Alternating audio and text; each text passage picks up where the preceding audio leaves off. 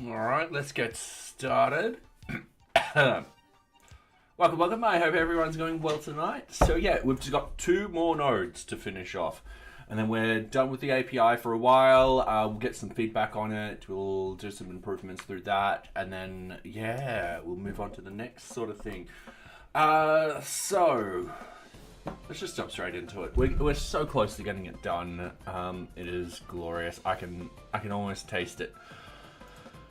I am going to close all the tabs. I'm just gonna close all tabs. Let's just minimize everything. Let's go over here. Let's just save this. Let's close all tabs. Let's open up this. I'm gonna move my microphone a little bit closer.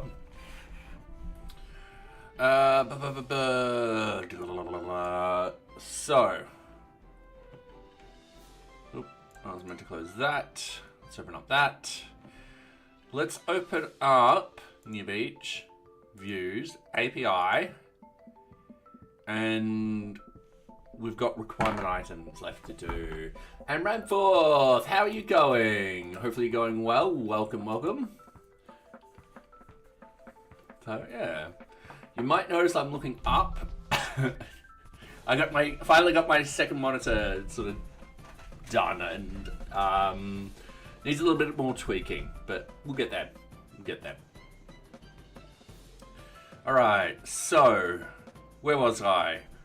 What's left is the Sprint API and the requirement item API. We're going to do the requirement item first, and what I want to do is I want to bring that one over there because there's a couple of bits of documentation and stuff like that that I want to reference and so forth like that. Working on your first coffee? No, it's very, very important. Alright, that's the first task ever done in a day, alright? So state of being is going still to be determined. Alright, yeah. Fully understand that. So we've got the views. Now we want to open up the serializers, and we want to go requirement item serializer. And something tells me I've done part of this. Oh, I've got the status name and the status ID. No, I haven't done any of this. Not a problem. Thank you. It's technically a monitor from work. Long story short, we downsized the office and I was able to take one home. So yeah. It's coming along good. So we're made a lot of improvements with the API. So we got some feedback. We're implementing that feedback, and I don't know if you're in ads. And yeah, we're also writing documentation for the API at the same time. In the sense, not many people were going into the office, so it made perfect sense. It was one of those things where we're just spending too much money on an office space when in reality hot desking was perfectly fine. So yeah, that's fine, really. Yeah. And this is just for my 9-to-5 job. So it has nothing to do with NearBeach or anything like that. So, yeah. Alright. How are we with the ads? We're about... this is nice. Actually having the chat and the timer up there, so I'm no longer switching between all of them. So, yeah. So, yeah. I still ride into the office at least twice a week, because I still want to keep up my fitness. It is 36 kilometers one way. And yesterday I had a tailwind all the way home, like a really good one too. So, yeah. Alright, how are we with 10 seconds left of the ads? For those on YouTube, we run ads on Twitch. We end up doing this so no one misses out on any content. We run the ads so that people don't get pre-rolled ads, which absolutely suck. So, yeah. Alright, and welcome back everyone. Yeah, it is a very good ride. I do enjoy it. Except the days where there's 30 kilometer hour winds and I'm riding into that wind. So those days I'm not so much of a fan. Right, so straight off the bat, we're just going to do the, yep, all right. We haven't actually started anything yet.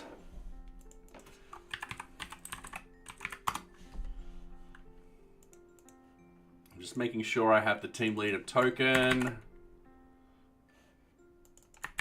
Yep. I am probably going to sneeze very shortly. Just give me 2 seconds.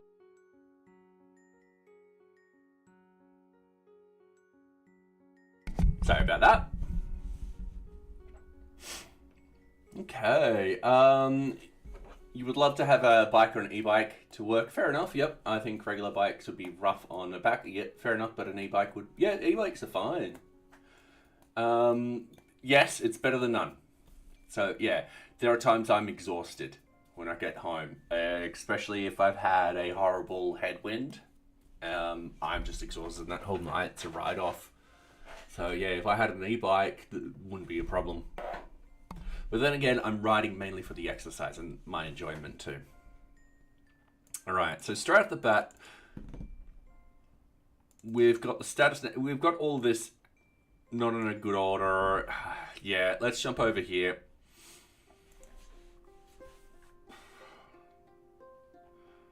So we're going to get rid of this. In fact, 8 to 5, 8 to 6. That should be like that. I'm just putting in sort of best practice. There we go. And then we delete that and we're like, fine. All right, cool. We're going to actually exclude the exclude. And what we want to do is we're going to include the fields that we sort of want. So we want the requirement item ID. That's a given. We also want the requirement item status, but we don't want the name or the ID. It's going to be in its own little object. Yeah, there's never no wind here, so I had that on my mind as well. Fair enough. Yep. Luckily, I'll be getting the headwind on the way home predominantly. I've been getting headwinds going both ways for a while. I forgot how awesome tailwinds are. All right, item priority we'll need. Item scope.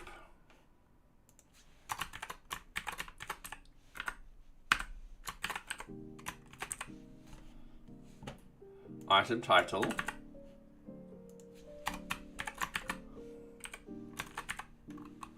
So we've got item, ID title, and then story point.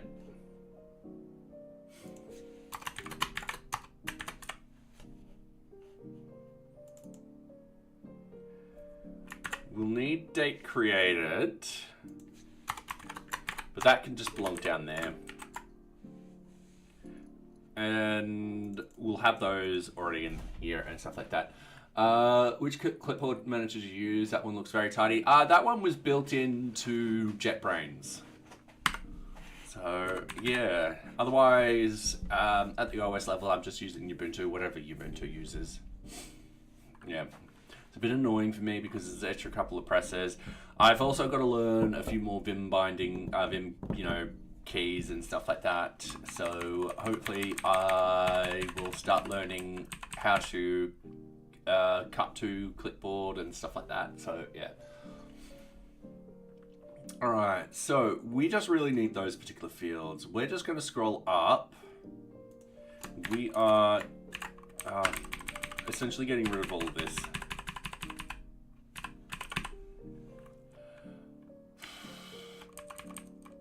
Yeah, a lot of this is item priority.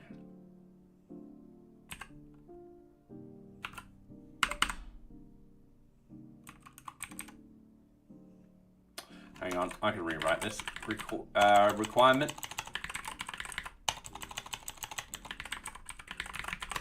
Item priority equals, and then I think it's enum field enum equals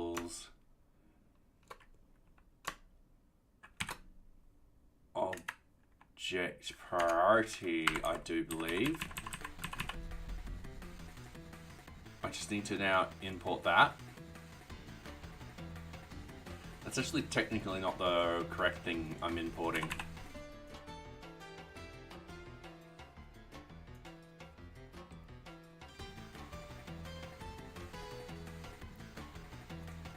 Just imported it anyway. Sweet. So we've got this requirement item priority text. Yeah, that one's going. Item scope, that one's fine. So the title and scope will be required. So item title equals serializers.character field required equals true. I think we can we put max length? Yep. 255. Oh. Uh-oh. I know. I'm still going good.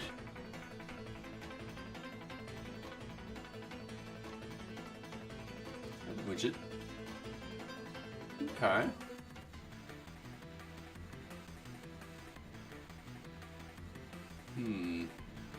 Sorry, I've just got like stream status popped up as poor. Hopefully it's not too bad. And David Riveros, welcome. I do hope you are enjoying my content. Still going for you? Alright. Yeah.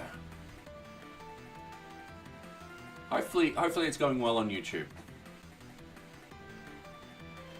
I'm just turning this one down on my side. Oh, I know what I've done wrong. I was wondering why it was only coming through one ear.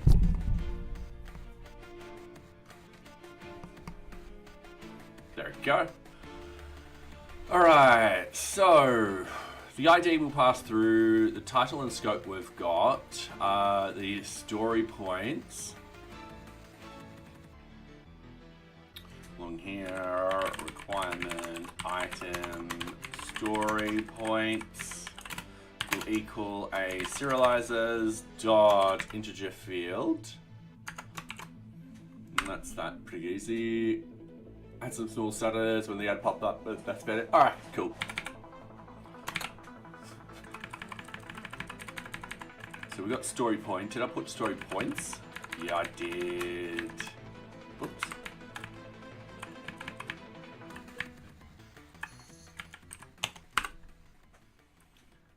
There we go. Type and priority. So the rest of those we'll have to make do. So I'm just going to hit refresh on this. It's going to come up with that at the moment. That's looking fine. So we've got the requirement item priority. That's looking perfect. We've got the date created. We'll start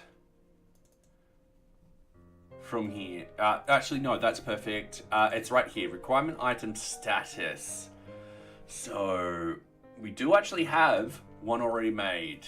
And I do believe I'll keep that one in there. That one along there. Alright, so that will equal the requirement item status serializer. And we just need to import that. Oh, I hate when that. And then we need the requirement item type, which is over here. That's just going to be easy. So type will actually belong down here.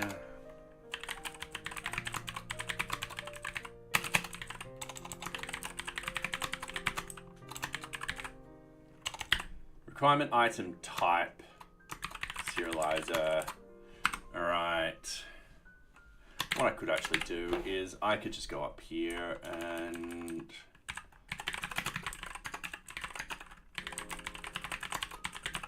type type serializer, requirement item type serializer, easy done. All right, gonna hit send.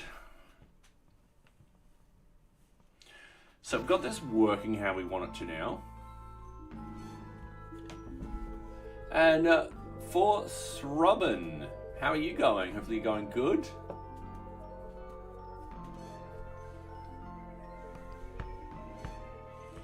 Okay, so that's the serializer all worked out. Now that we've got all of these, instead of showing just a number, it's an object. We are going to work on the API now. So going with this, what I want to do, I want to scroll all the way up to the top. We definitely want to import some things in here. For example, oops. So from the drf spectacular.utilities, we want to import the extended schema and the OpenAI API example. Down here, we want to go at extend schema. We want to go tags equals, and we just want to put in a requirement item in here. And that's just that. Now with the create, I am going to yank this example from over here.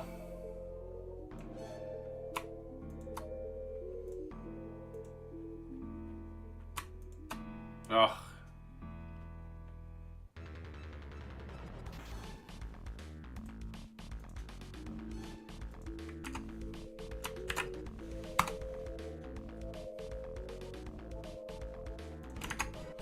All right, and we've just got to flat pack that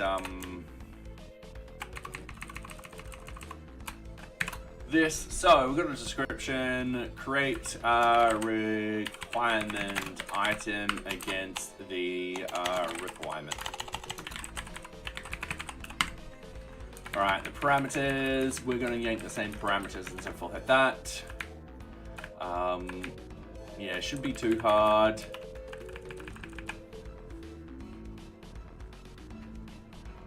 All right, we don't need that note at all. And that will be condensed. So we can actually condense that right now. Easy done. Now,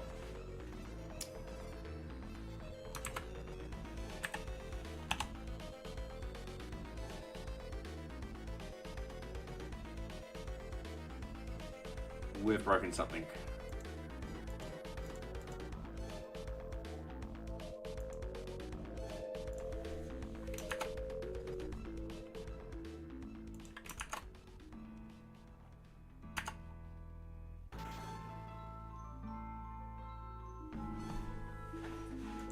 All right, we have broken something. That's why that's not working how we want it to. I'm just going to start putting in an example. So we're just going to go over here. We're going to post in something. We're just going to go like this. We are just going to bulk edit. We're going to copy. We're going to go into here and we're just going to paste it in like such. Then I want to do, oops. Actually, it's going to be easier if I do this.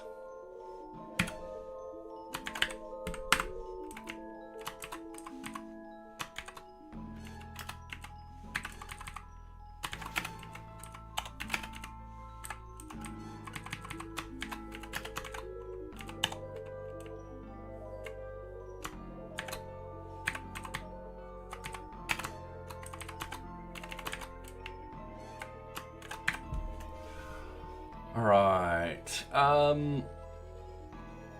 extend schema, that's why. Alright, cool, it's gotta go on that level, perfect. So, yeah, that's all we need, don't we? We don't have much in this.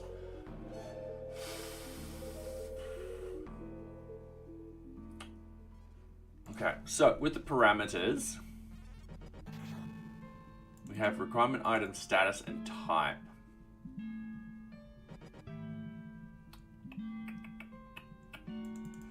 All of that will just disappear. What we'll have down here is requirement item title, title of the requirement item, requirement item scope.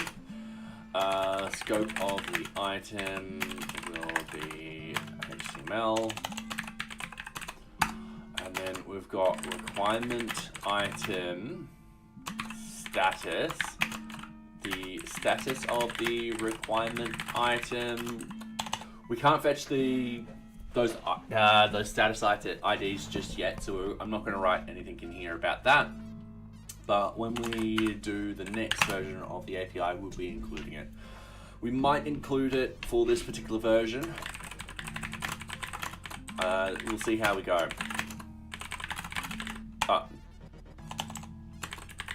The type of the requirement item. So when we create, we go through, serialize a save, we're just sending stuff like that through and we're done. That's pretty simple. If I go back to this and I hit send,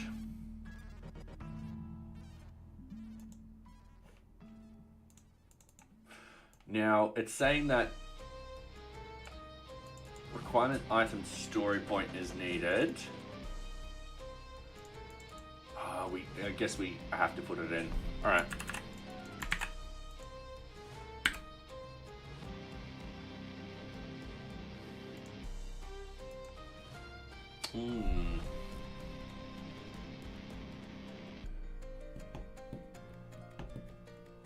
Give me 2 seconds. I want to double check the front end.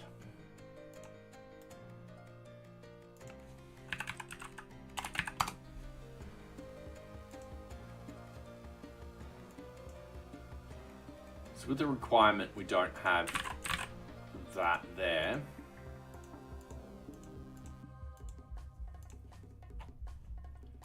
But if we go back to items, yeah, we don't have it there. We're defaulting it.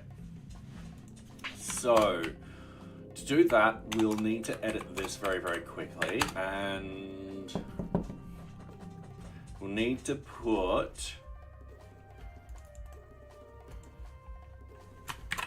this in here, like that. We'll also need to go over into here. So requirement item story point integer fields required is false. Ooh, only in certain cases. So if I create this, we've got that at the moment. If I go into here, we've got the story points in here. That needs to pass through. So we'll need to update that down here. So in reality, that's going to be true, except when it's a post.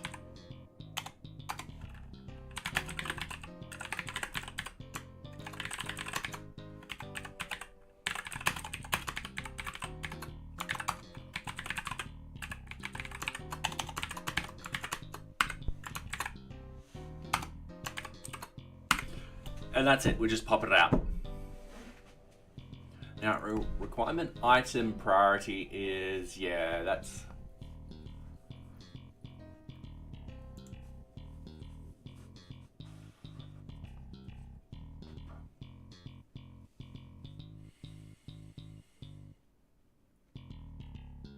You know, at the moment,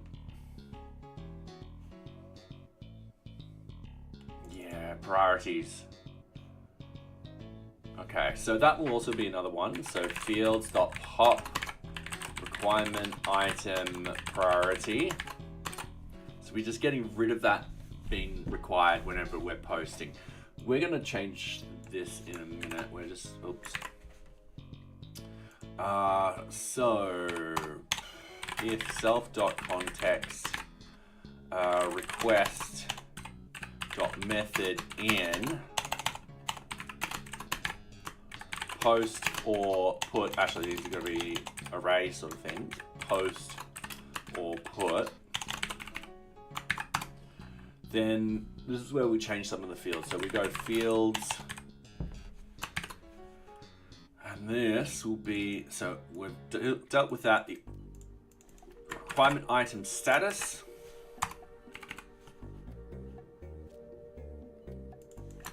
and requirement item type.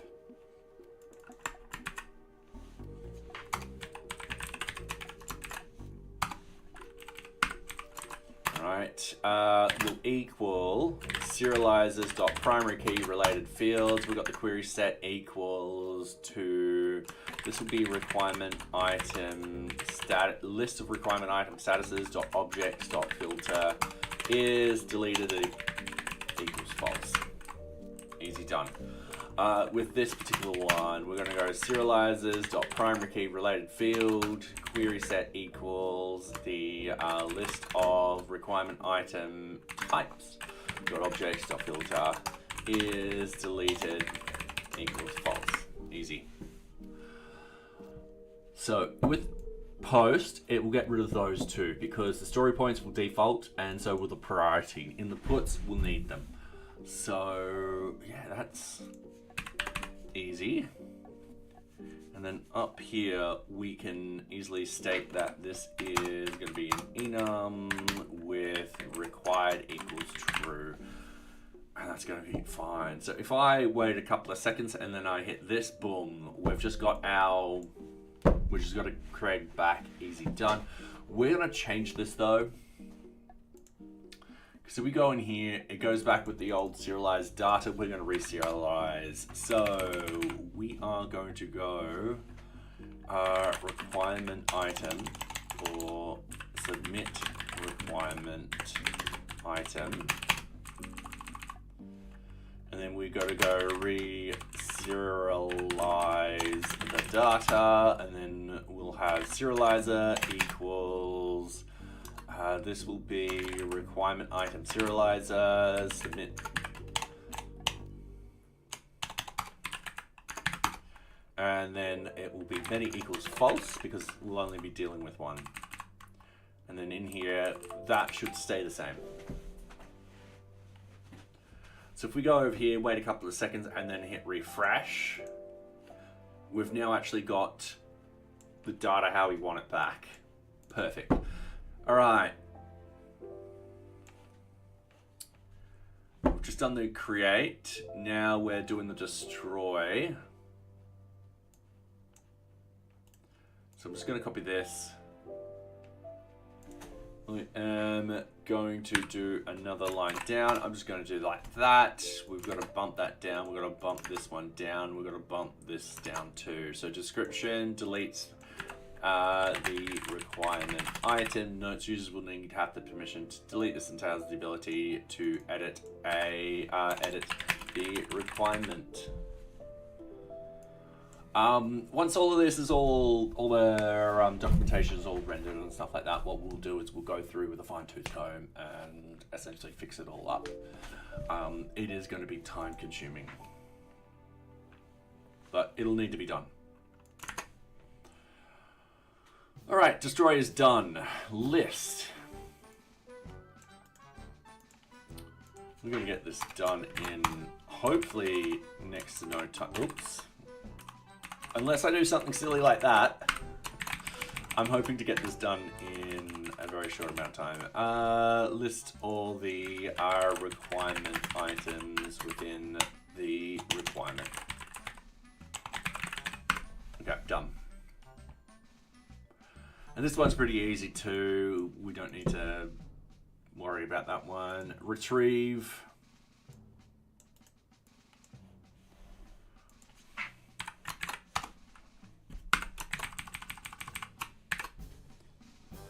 Single requirement item, and we might talk about how it needs to be under a certain sort of thing. That's fine.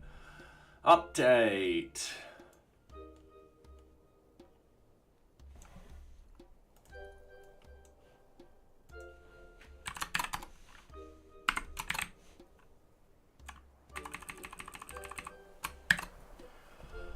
update a single requirement item under the requirement. The parameters will be pretty much similar to what's up here. We're just going to copy this and we're going to add in the extra ones. So we're just going to override that. That's perfectly fine. We don't need that. Easy done. So we're going to go over here with the put and we're just going to hit send. And we've got the story points in there. So I'm just going to go story point. Let's say a 3. We've got everything back. So we've got status type. Status type, yep. Item scope and title, yep. Requirement item priority.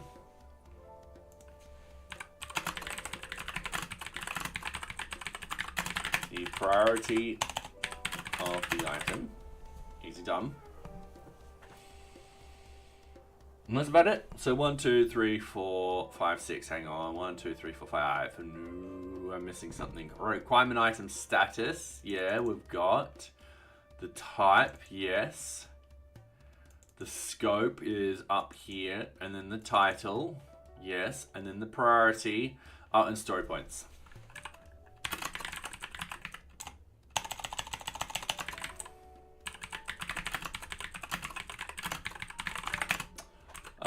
Story points for this particular item.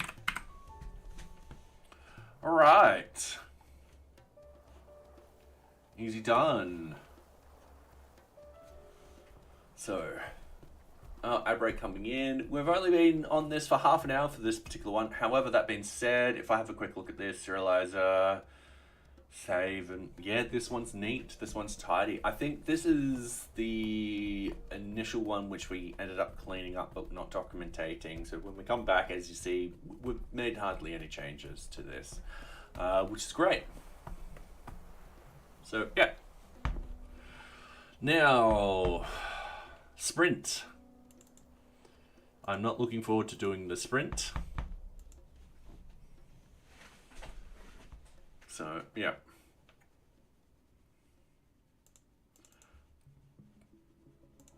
Okay, so we've got the serializer up there. I'm happy with this. I'm gonna hit save. I am gonna nick this. I'm gonna close all tabs. And I am going to open up the sprint.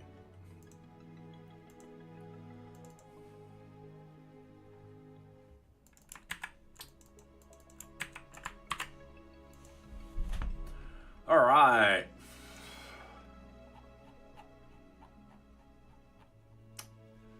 Ooh. I feel like I've probably done something with the sprint already.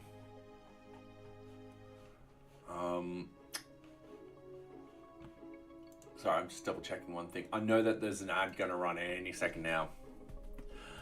So we got the ID. We'll probably need to reorder destination location, sprint name, sprint start date, sprint end date, requirement project,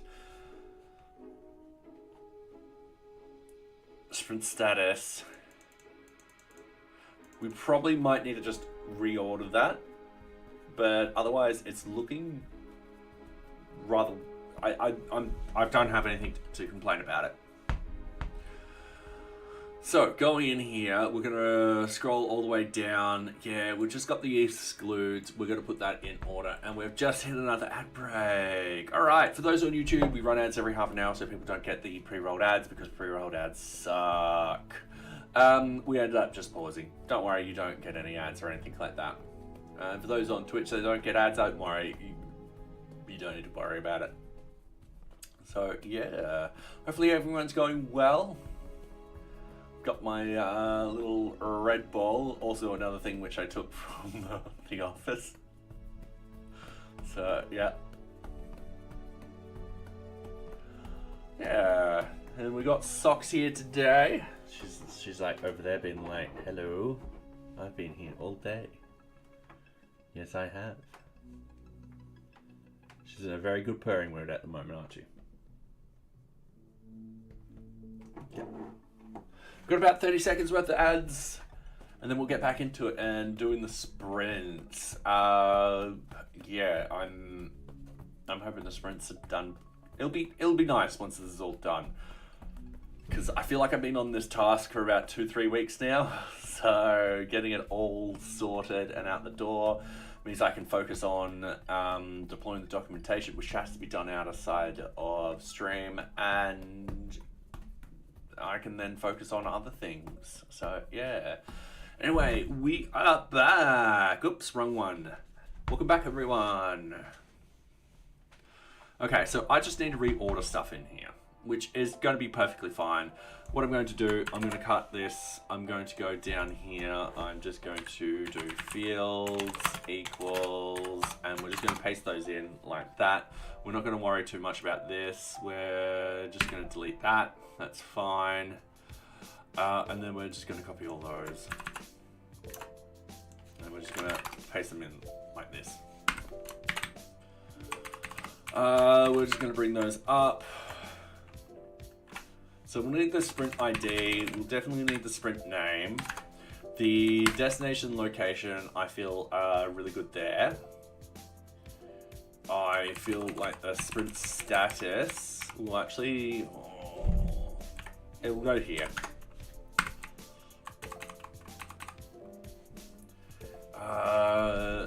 So these two, destination location, sprint start date, end date, I think will belong here.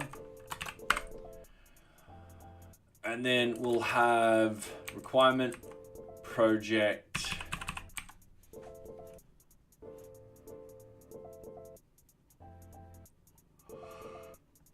oh, this requirement project, huh. Yeah, all right, cool.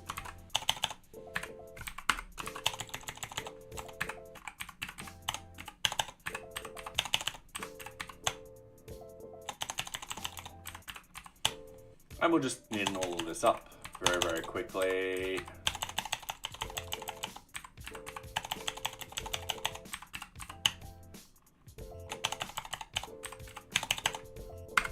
Like so. So we've got the sprint ID, the name, the status, the destination of what it's connected to, the start date, end date, total story points, completed story points, requirement, or project. I think that's going to be a really good sort of layout for this. I could potentially get rid of this and this from here. This is just a bit of code cleanup. The fields should all be fine. If I go into the sprint stuff itself, I'm going to rerun this. I should just rerun. This should work perfectly fine. Oh, maybe not. Date created was declared on serializer, but not included. Easy done. We can fix that very, very quickly. That should belong at the end.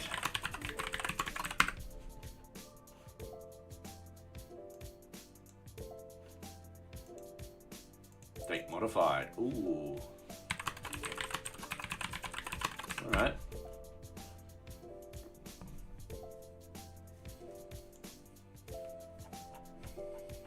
Done. Perfect. All right. Now, let's do the post. A lot of this, yeah, I think that's perfect invalid token. Oh, that's fine. That's just us needing to grab that very, very quickly. Go in here, do this, go hit save, go send. There you go. Now we'll change that. That creation should actually be coming back with something. Okay, all of that data. So we're gonna go into here. We're gonna scroll all the way up to the top. We're gonna go in here. We're gonna go from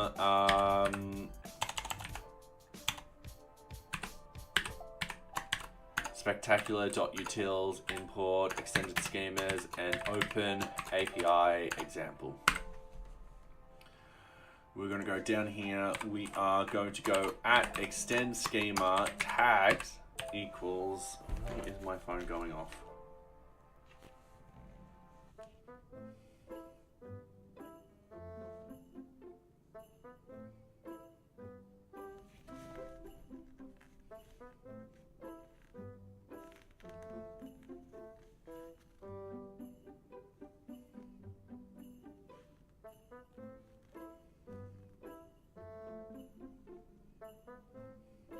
Sorry, give me a couple of seconds. My phone's going off because of work.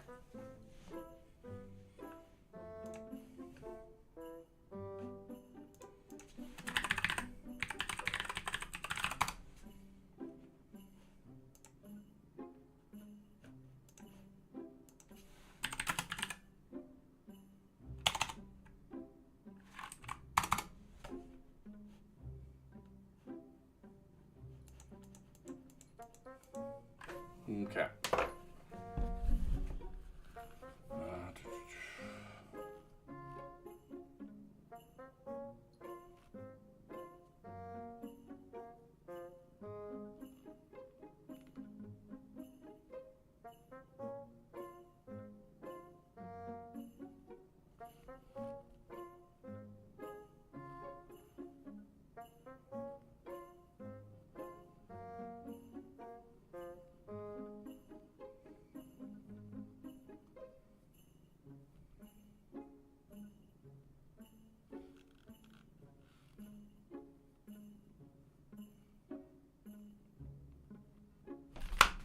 Alright, sorry about that. Got a couple of little warnings being like CPU high usage and stuff like that, but I quickly jumped on the sites and it looks like it's self-resolved. Alright, where were we? I don't know. Oh yeah, we were doing the API sort of stuff. So we've got the tags, we're going to open this up and we're going to go sprint, sprints. Or sprint, I should say. Then with the create API sort of stuff, I'm actually going to open up the project one. I'm just going to bump it over here. Oh, that's the serializer. Once all of this is written out, once again, I'll go through all the documentation, reread it all, and get people's feedback on it. Because that is definitely needed. So we're going to do this, we're going to do this, we're going to do this. We're just going to go like this. And then we're just going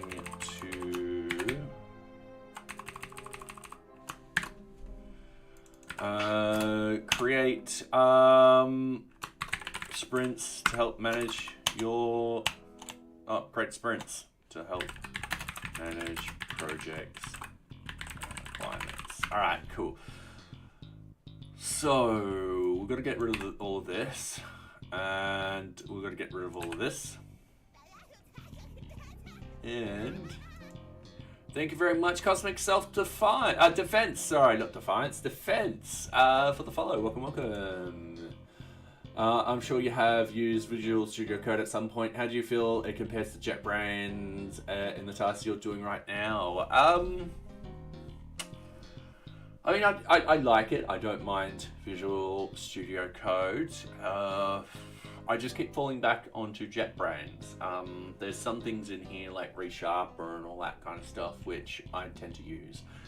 I also have the ability to debug in here very, very easily, whereas I forgot how I debugged in Visual Studio Code. It's been a while. Yeah, it's been okay. But yeah, I just keep falling back on there. I don't know why. I just do. Alright, we're doing a bulk edit. We're going to copy. We're just going to paste it into here.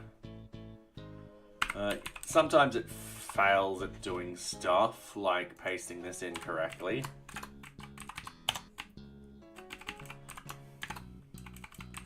Destination, oops. Project, location. Sprint name, we'll probably put that at the top.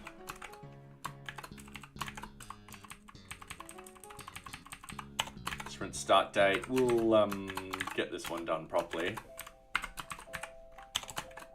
Actually, we're just going to go hello sprint.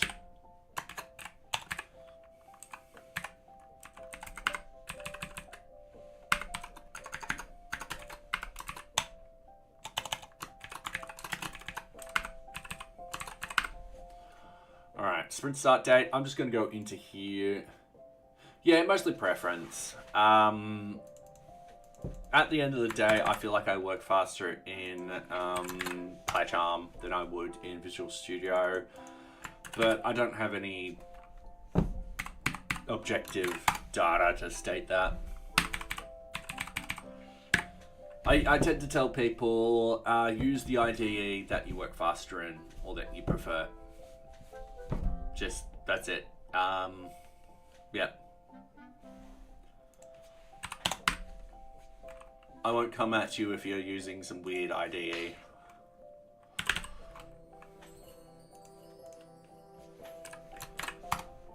Oh, I hate when that happens. Alright, so in here, we've got the parameters. We've got the sprint name of the sprint.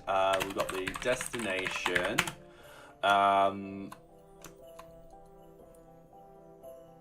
Oh, fair enough. Fair enough, yeah.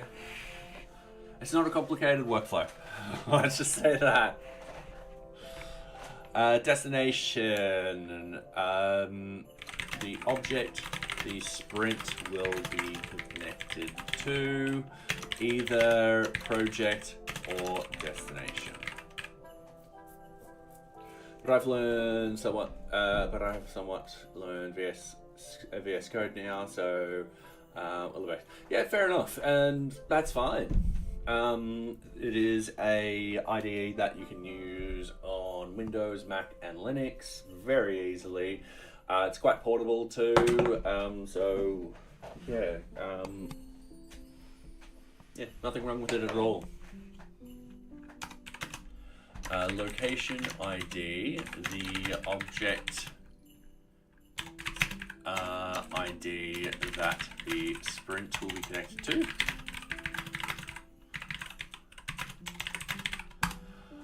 Sprint start date, sprint end date.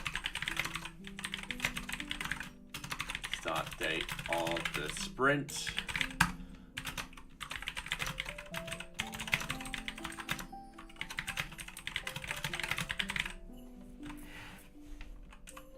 All right, so we've done our create. With this, we can fix this.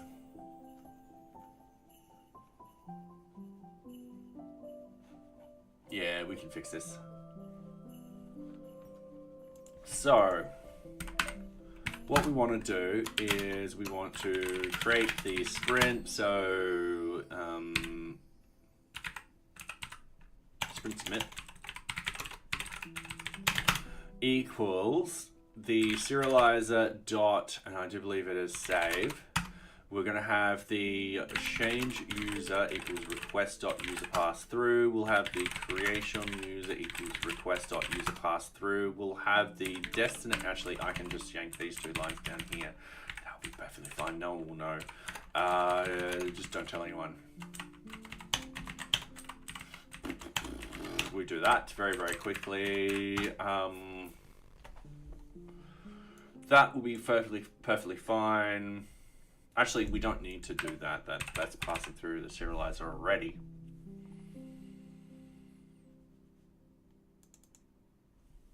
It's this one line, which is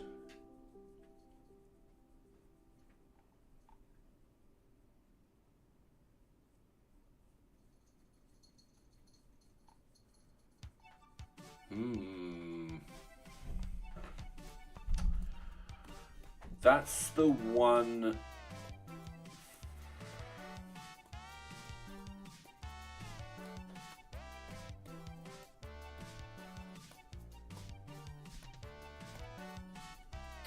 Okay, so we can do this, not a problem. I'm just going to comment that out. So what we should have now is serializer equals, and it should be the sprint serializer. Then we should have sprint submit many equals false, and we go down here and we go data equals serializer.data, easy done. I need to hijack this, so that's not going to be a problem because we need to add this in. So we just go to the sprint serializer. Now this will be class create. Oh no, not class, sorry.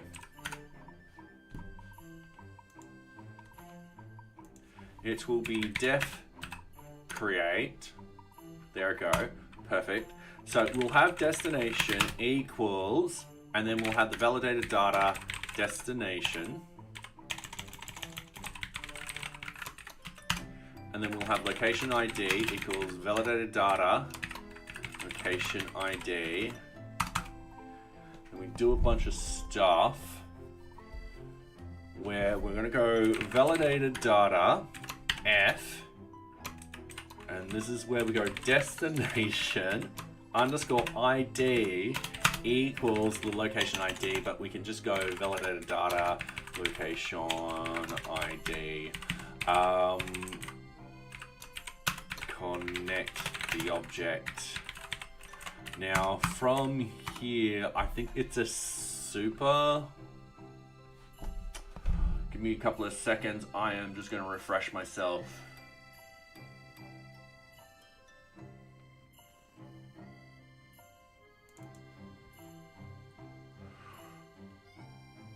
So that's going through all of that. Oh, it's just a create. All right. Yep. Sorry. That now should be sprint equals sprint dot objects dot create, and then it's validated data, and then we return the sprint. Easy done. So that essentially does that, all of those lines, and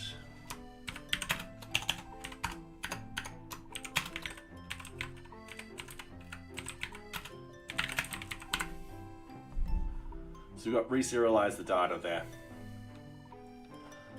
Okay. Pip install a magic wormhole. Also, don't forget whenever you're using Python to import your anti-gravity. And for those that want to, what actually happens is you end up going to the xkcd anti-gravity comment. This old classic chestnut. Mate, I'll put that on the right. And how are you going, Eamon? I really like this one. It's like, how are you're flying? How? It's like Python.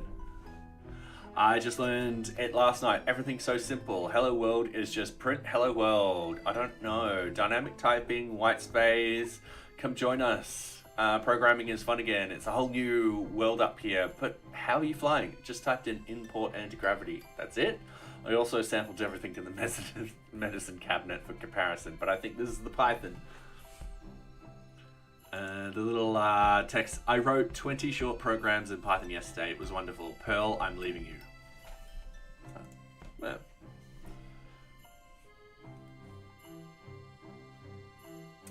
Alright, so we've done the create. I'm happy with the create now. We've really condensed this. So we've got the destroy. We're on the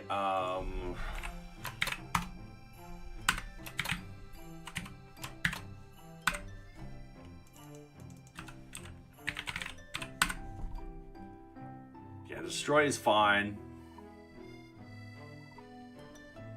Yep. That's all fine.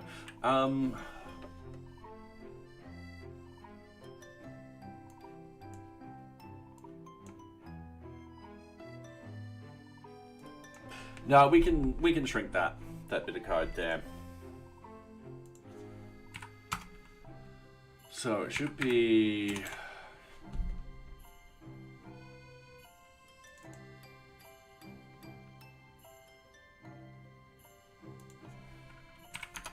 delete sprint. These days I'm trying to build a quantum algorithm based on Python using IBM runtime with the help of AI for sure, because I'm nowhere near an expert, so don't worry about that. There's a lot of stuff in Python I just don't know. But then again, Python's a very broad language. It's used in data science, used in, well, this is web programming. It's used in AI, if I haven't said that. So yeah, there's a lot of places of Python I just don't know about yet. Automation, that's how I got into Python. So what I'm going to do is I'm going to use a get object or 404. We're going to have a query set, and what we're going to have is a sprint.objects.filter, and we're going to go sprint. Actually, we don't need to worry about the ID. All we need to do is deleted equals false, and we're just going to make sure that the destination ID is going to be the same as the location ID. Now we don't have those.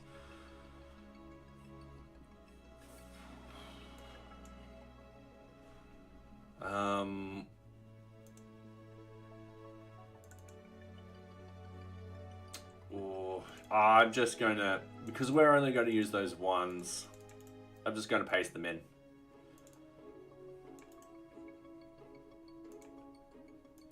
Now we do have to fix this very, very quickly. We just got to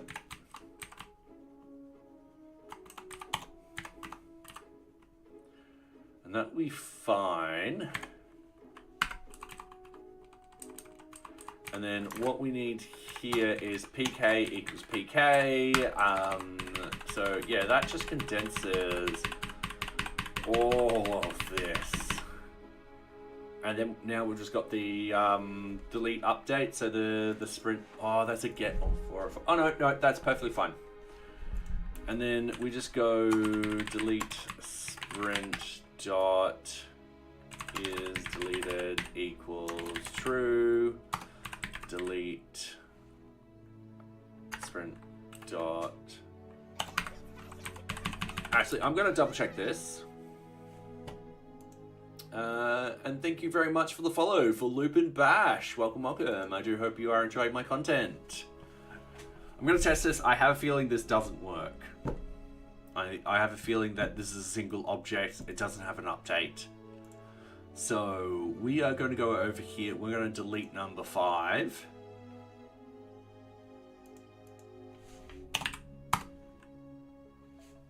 And that's an invalid token. In fact, we're going to create a sprint first.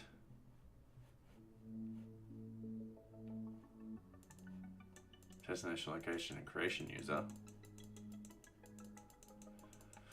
Alright, looks like I have broken a lot of stuff. Not a problem.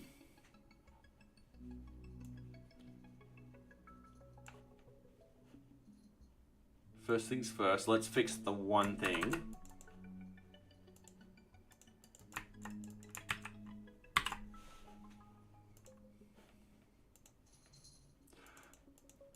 Yeah, it doesn't have an update. So, not a problem. What we do is we just go delete sprint dot change is deleted equals true, and then delete sprint dot change user equals request dot user, delete sprint dot save.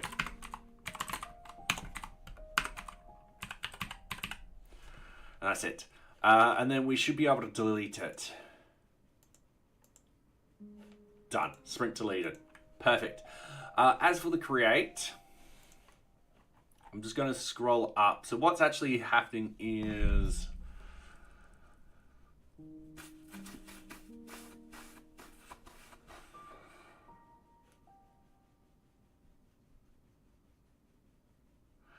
it's saying that there's no keyword arguments, creation user, and all that kind of stuff. So we go into here and we delete this one, and then we just hit send. It should now only have 2 issues. Yeah, destination, location, ID. So I want to go back into this, and instead of doing it like this, I want to go pop destination.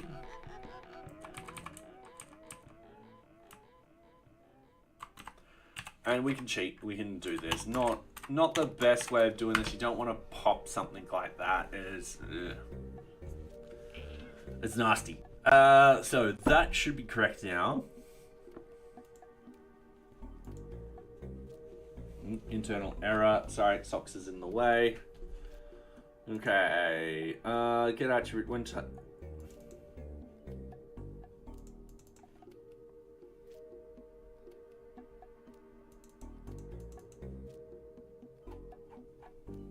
Okay. I'm gonna have a look at my original code. Ooh, be careful, socks. Say hi. Be like, hi. Alright, come back. Alright, we're gonna go into NearBeach. We're gonna go into our views. We're going to hit our API. We're going to hit our sprints. We've got the sprint submit. So we've got the sprint name, the sprint start date, the sprint end date, the change user, and then we just got that. Okay. So in this sort of case, what I want to do, we've got the destination. I'm just going to go location ID equals validated data dot pop location ID, easy done. We've got the destination, and then we should have right here the location ID. I'm going to put a breakpoint right there. That should work. If we hit send.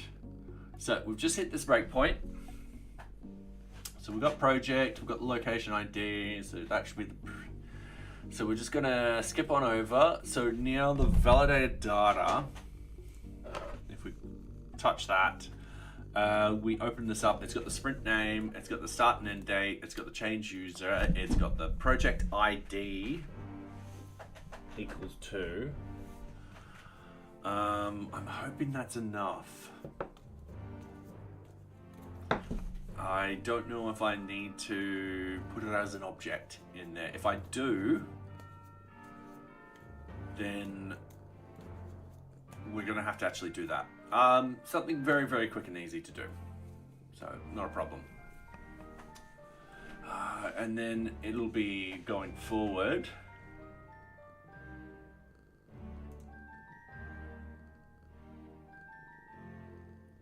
I'm gonna sneeze.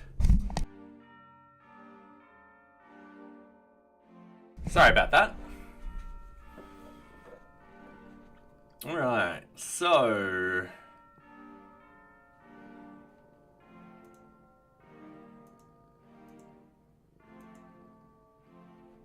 sprint submit.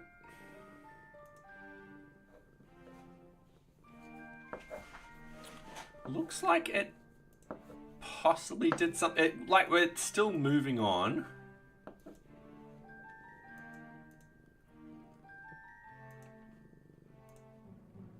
Okay, it hit here and failed. Attribute error. Alright. Got error when attempted to get value.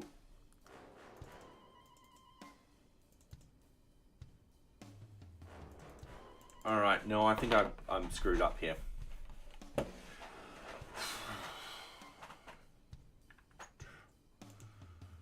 Because we got the destination. Yeah, that just keys it in like that. I didn't have a look at what sprint this was, so we're just going to bump into the back end. We're just going to go sprint. We're going to have a look at the sprints. The wonderful, wonderful pack. Yep. Now, if I'm going to submit this again, we should get an 8th one. I'm going to do that. We get this back. I'm going to go back to sprints.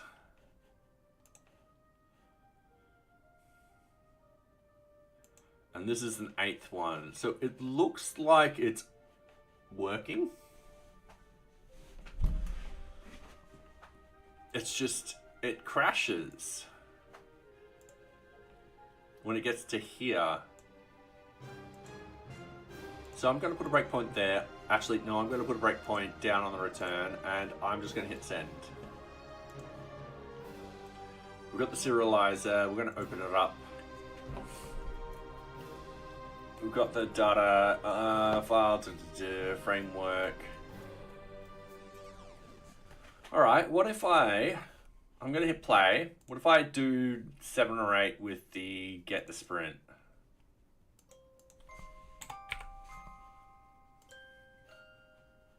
Invalid token, not a problem.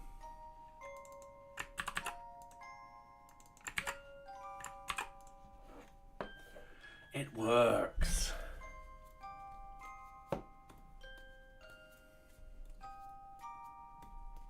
Now I wonder what's happening here.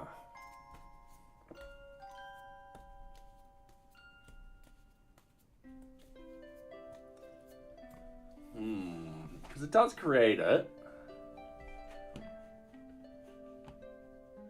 I want to try one thing.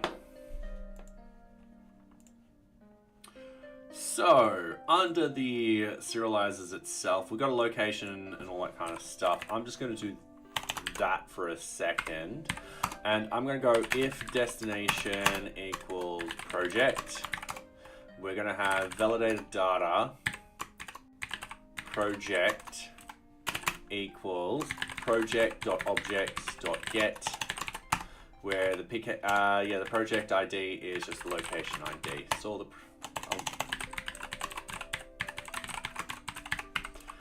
easy done. And then we'll have if destination, actually that will be elif destination equals, in this sort of case, it would be requirement. Then validated data requirement equals requirement.objects.get, and then we'll have requirement ID equals location ID. We'll just hit, oops, wrong button. We'll do that. And then what I want to do is do a double equals there. And I'm just importing these very, very quickly.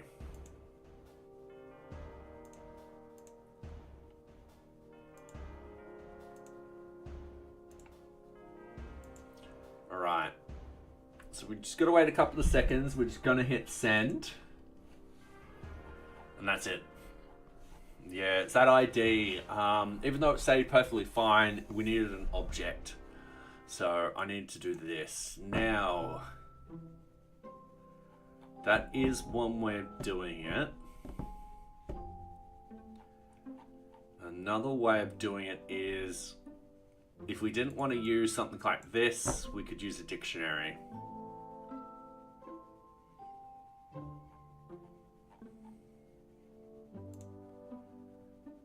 Which will be quick and easy to do. So to do the dictionary, what we would do is we'll have object dictionary here. That will equal something like this. And then we'll have something like project, and that will be project.objects. And then we'll have requirement, and that will be requirement.objects. Then in here, instead of all of this, we'll just go validated data.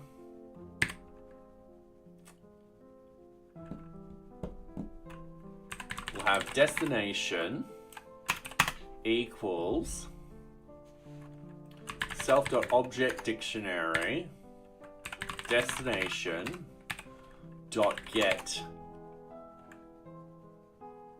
And this is where we'll have,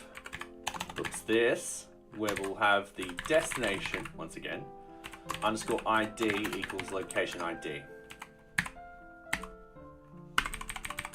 And that would be get the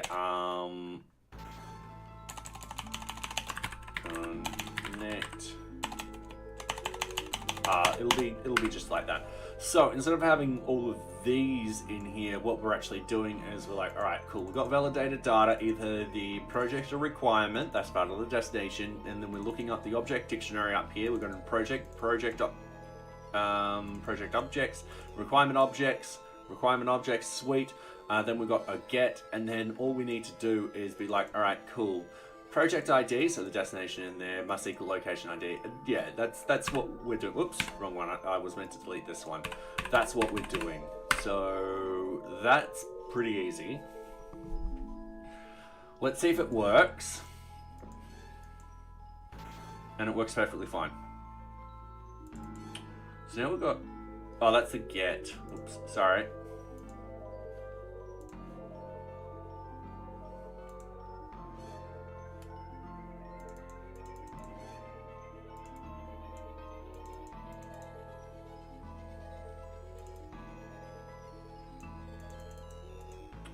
Sprint has no object attribute destination.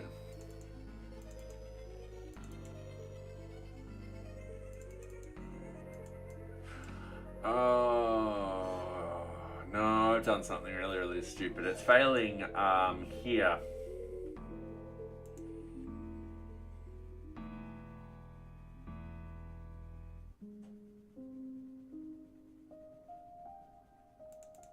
Yeah, all right.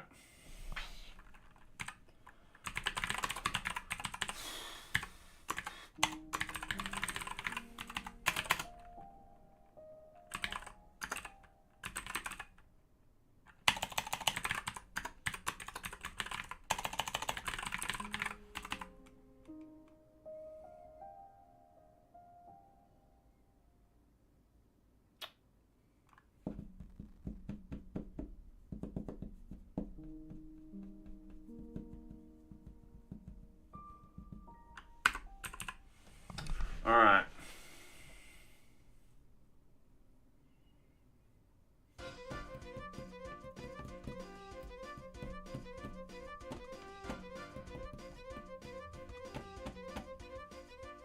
So I'm just having a good think of what I do elsewhere.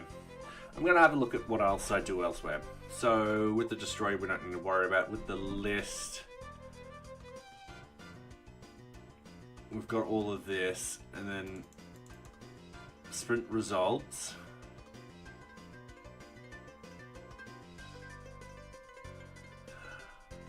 Oh,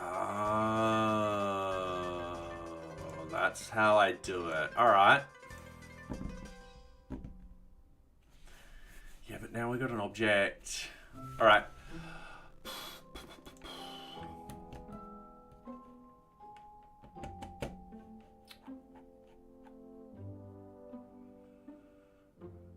Got to create.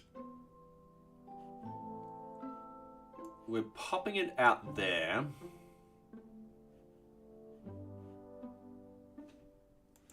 I mean, if I can get rid of this, this would be great.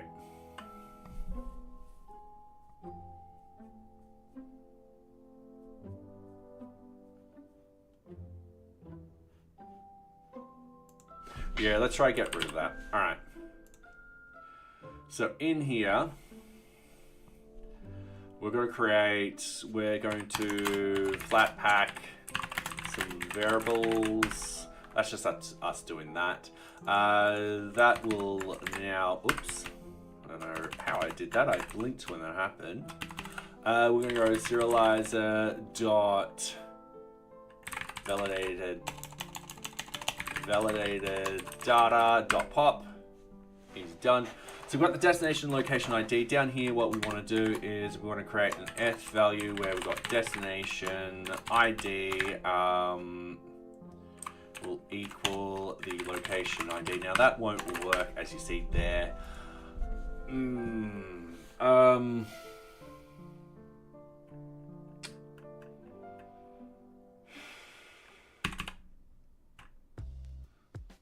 We still need to send this data down.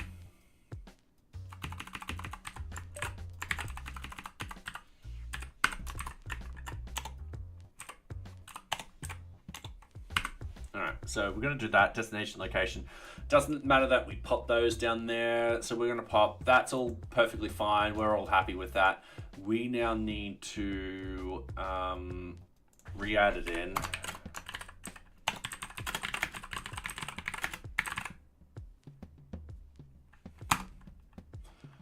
Destination back for the serializer. So that would be sprint submit, and then we just go destination. That's just going to be equal to destination, and then sprint submit.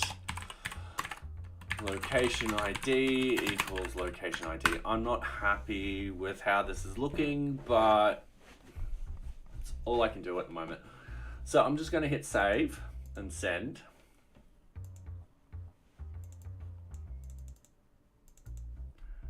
All right.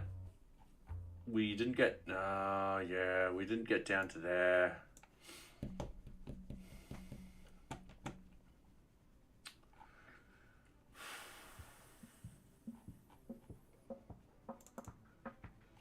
And empty, hello, how are you? Hopefully you're going well. Yes, fellow Homo sapien, how are you going? Hopefully you're going well. All right, I got sprint results, if project is done, destination. That's how I've done it down there. Okay. Tell you what, I'm just gonna copy those 7 lines. I think that's just the solution. Okay, that's the delete. Here we are, up here. I'm just gonna paste those in there like that. This isn't going to be sprint results, it's going to be sprint submit. So we're just going to go up here, quickly do this.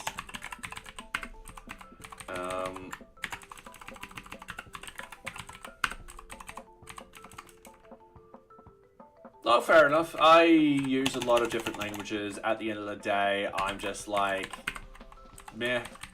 I use .NET, PHP, I've used in the past, Ruby, what else have I used? I've used C, C++, C++ with the Qt framework. So yeah, Australian British here, fair enough, welcome, welcome. I do hope you are enjoying my content as we get this done. So we want sprint submit.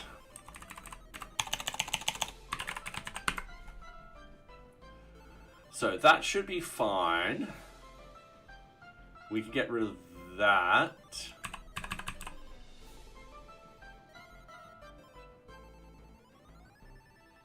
Alright, yeah, that should be fine. That's easy done. Then we won't need to do that. And then we just need to test now. You really love C++? Fair enough. Fair enough. It's been a while since I've actually utilized it. I built a couple of applications back in the day when I was working at a university. Yeah, I used the Qt framework with it. I've been meaning to jump back into it and actually try it out again. I think it'll be pretty cool. So, yeah.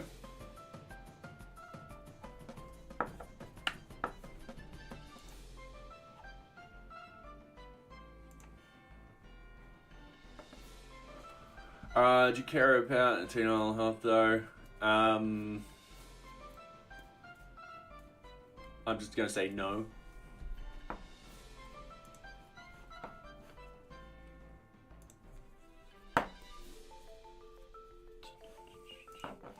Alright, so this is now working again. So I'm happy with that. That's created 14, 15. Alright, cool. So that's done. The destroy is, we're happy with the destroy. Yep. I always try and make it awkward. Yeah. Don't worry. If there was, don't worry.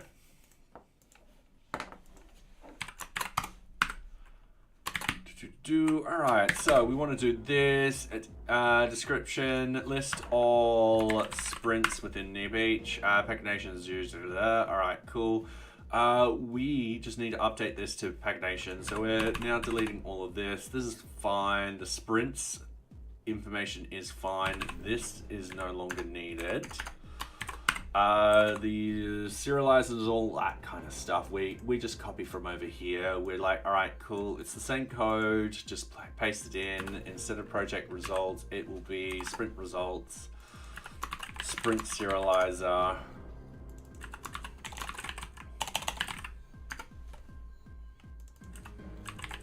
And sprint result. Fair enough. I haven't seen one in a while.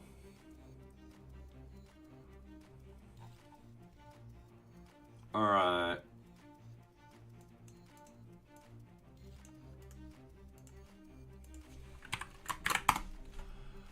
So we're now doing that. We're retrieves a single sprint. This one we're fine with. Now the update, that one's going to be one of the ones that, this is the last thing we've actually got to change for the APIs. Oh, that's a bit weird. Why is it doing that?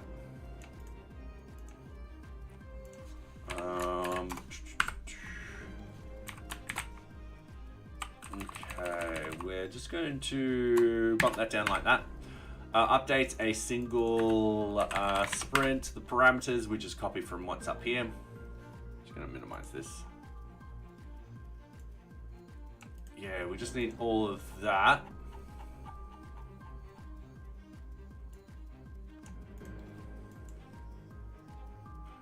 All right, so we've got to put in here.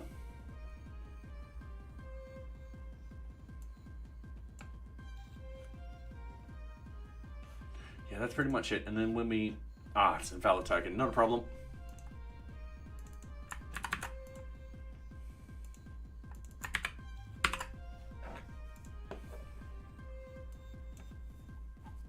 Okay, cool. Now, with the update, a lot of this code can be shrunk. So, very similar to how we did it before. We've got the update sprint, object, filter. All right, we need to get the instance. So we're going to go update sprint equals get object of 404, where the query set is, and thank you very much, Simon A. Dev. Welcome, welcome. I do hope you are enjoying my content. So the query set will be sprint.objects.filter is deleted equals false. Now we do need to actually get the, because when we have it like this, oh no, we just have the ID. We don't actually have the, no, we pass through the destination and location ID, don't we? Yeah, so we need to do the destination and location ID stuff. So I'm just scrolling up to the destroy. We're yanking this one line. And we're pasting in, because we want to make sure that the person's updating the right thing. In this sort of case, yeah, updating the right thing with the, with the right location and all that kind of stuff. So we need PK equals PK, easy done. So we're happy with that. Okay, so with this,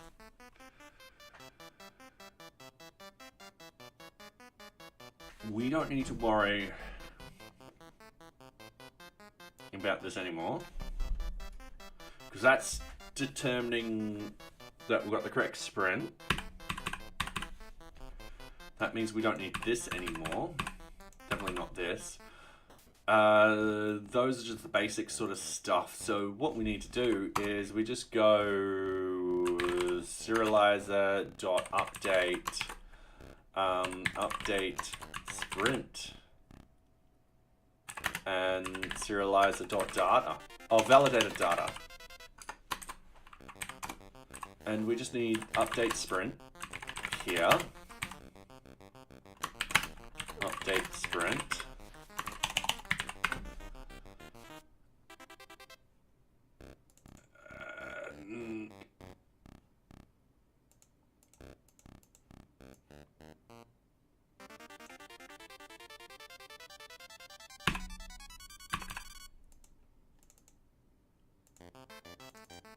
Sorry, I'm just trying to think what we need here. We just need to do that, really. And hello, Akpi. How are you going? Hope you're going well. I do apologize if I pronounced your name wrong. I do try my hardest. I am just terrible with new names. I'm terribly sorry. Alright, so then we want to re-serialize the sprint data is done, and we pass it through, and hopefully this works. So if we go with the put and we just hit, let's say that's all perfectly fine. Sprint of fun and pain.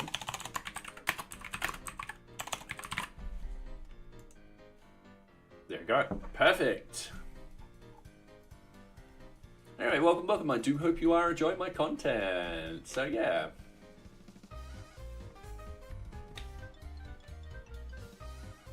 Let's give me a couple of seconds.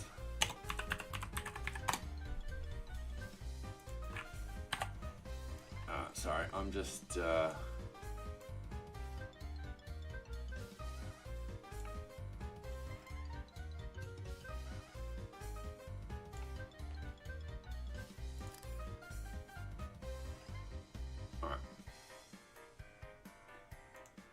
that message on later. Alright, so the great news is this is all done now. And I am actually happy about this. This is done. This is 20 out of 20. So if we go back to our Xcali draw, I can rub this and this out, and those two lines, which I keep missing that one. And I can write 20 out of 20. Done. Alright. So, we've done all the endpoints. We're going to do a release tonight, and then we're probably going to start working on doing the million rows. And I'll explain why we want to do the million rows. So I'm going to stop this. I am going to go over to the terminal. Oops, wrong one. I'm going to go cd sites NearBeach. I'm going to go git status. I'm going to go git add. I'm going to add everything. I'm going to go git commit. Applied API improvements to the requirement items and sprints.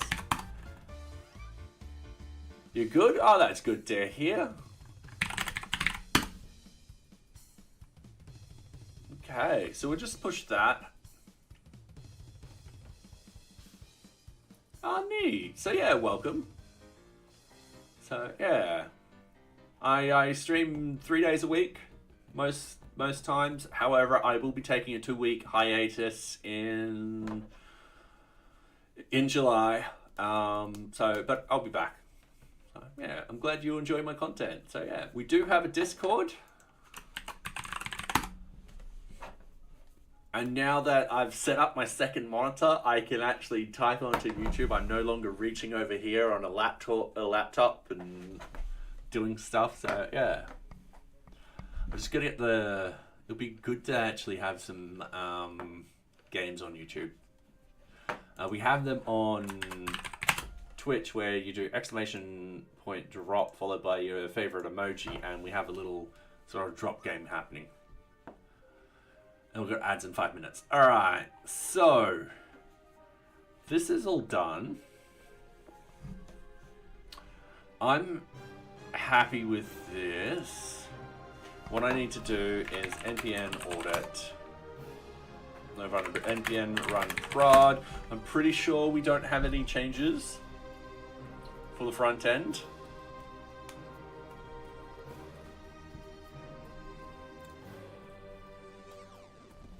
Alright, npm status. Oh, sorry, git status. Alright, nothing to update. Sweet. What I want to do now is go into Circle CI. I'm just going to log in. We're going to make sure that all the tests are running perfectly fine. Like that. Alright.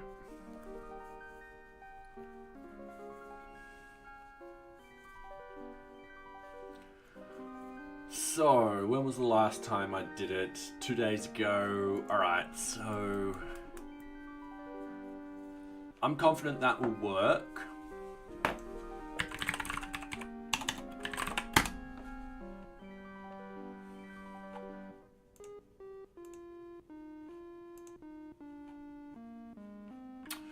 Okay, so we've done npm audit. The prod we don't need to worry about. The E2E we don't need to worry about because nothing has changed.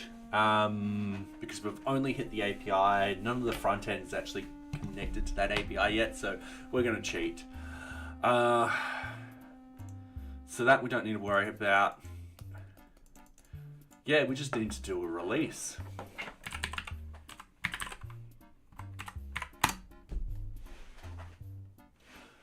Okay, I am going to wait for this to run. This should be completed. I will join. I don't know if you remember, ask for advice. I was trying to break into tech. I still am, but I haven't gotten a laptop yet. I appreciate it. That's perfectly fine. I'm happy the advice worked, or it was good advice. I'm assuming it's good advice. So yeah. Now I think I can remember it. I was telling you, don't worry too much about it. You can get away with the cheapest items, really, especially with web development. This computer, I think this computer's 2 years old.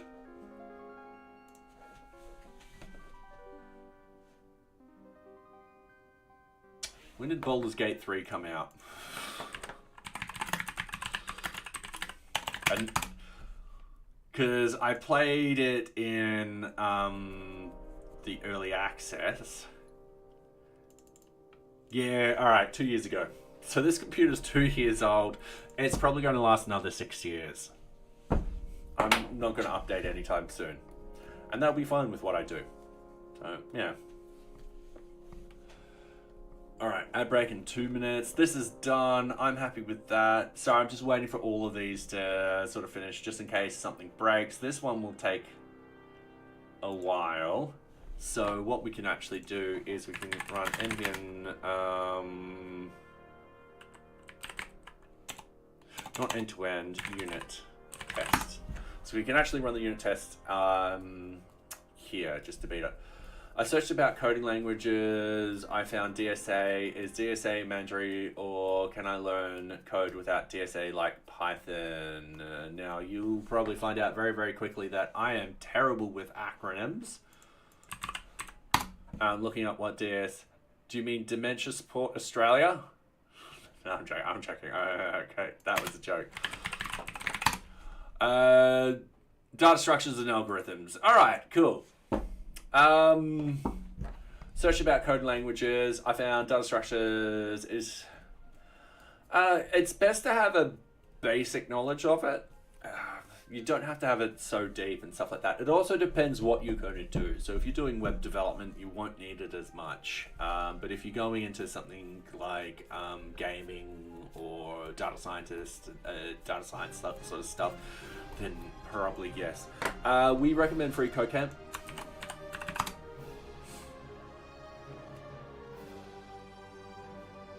But yeah, there's certain things where you won't need a lot of this at all.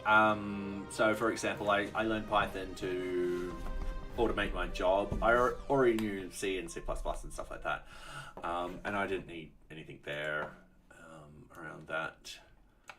Alright, so this is free code camp. You don't need to sign in or anything like that. Hit menu and then curriculum. Sorry, you can't see that. That was off to the right. I'll do that again. You just need to hit menu and curriculum. And yeah, you've got your... Oh, they've changed this. I think they've added a few things in here. All right, cool. Awesome. They've also added and prepared the developer interview job search suite. That's actually pretty useful. Wow, you've got your data visualization, your JavaScript algorithms and data structures, your front end sort of stuff. So yeah, there's also stuff you'll just pick up as you sort of learn other things too. So you might be doing a bit of front end and you could potentially pick up a few things that sort of cover the DSA, which, so yeah, data structure stuff. So, yeah. All right, let's see how this is going. Cool. Gonna quit. There's nothing for me to push. I'm happy with this. Let's do the release. So we'll go to GitHub, NearBeach. We're gonna close all of that. We're gonna do compare and pull. Easy done. We are going to go API improvements. We have implemented improvements to the API at the following nodes. So we just scroll down and we just do what we remember. Requirement items and sprints. So requirements.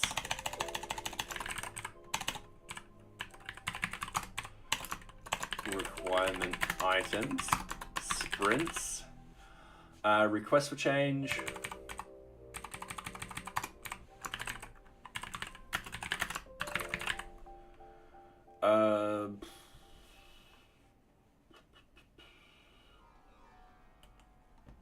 oh, that's for the requirements. All right, cool. And that's all we need for this.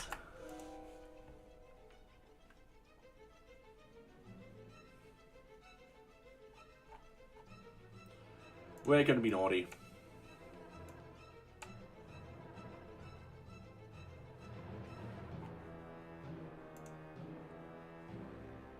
Okay, and I know we've got an ad just about... Oh, wait, sorry. Ads are just... if you're on an ad break, don't worry about it. I think I was just doing the release. You didn't miss out on anything. Alright, cool. We are not meant to publish our package. We are meant to do... create a release. We're just going to paste that in there. Perfectly fine. We are going to do 0.31.85. Holy hell, we are 15 off 100 patches. And that's just 100 patches for the 0.31. Okay, so that should be it.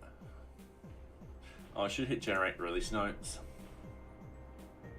Pre-release, yep, and hit publish. So in half an hour, we'll have a new version of NearBeach out. That will actually have those API improvements that we did tonight. What I want to also do over the next couple of weeks is start putting in more unit tests, and that will include putting in unit tests for the APIs and so forth like that. So doing the basic sort of CRUD. So we can pick up on issues before they actually happen. Alright, so that is done. I am on my whiteboard. I have a bunch of notes and stuff like that, which I can now rub off. I'm going to do that because it's exciting, for me at least.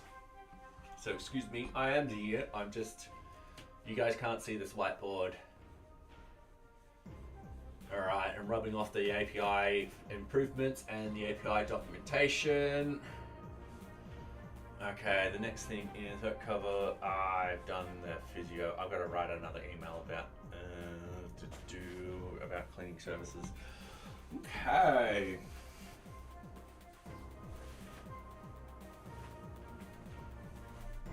So, how long have we've been streaming just for a bit over an hour and a half. Yeah, let's yeah.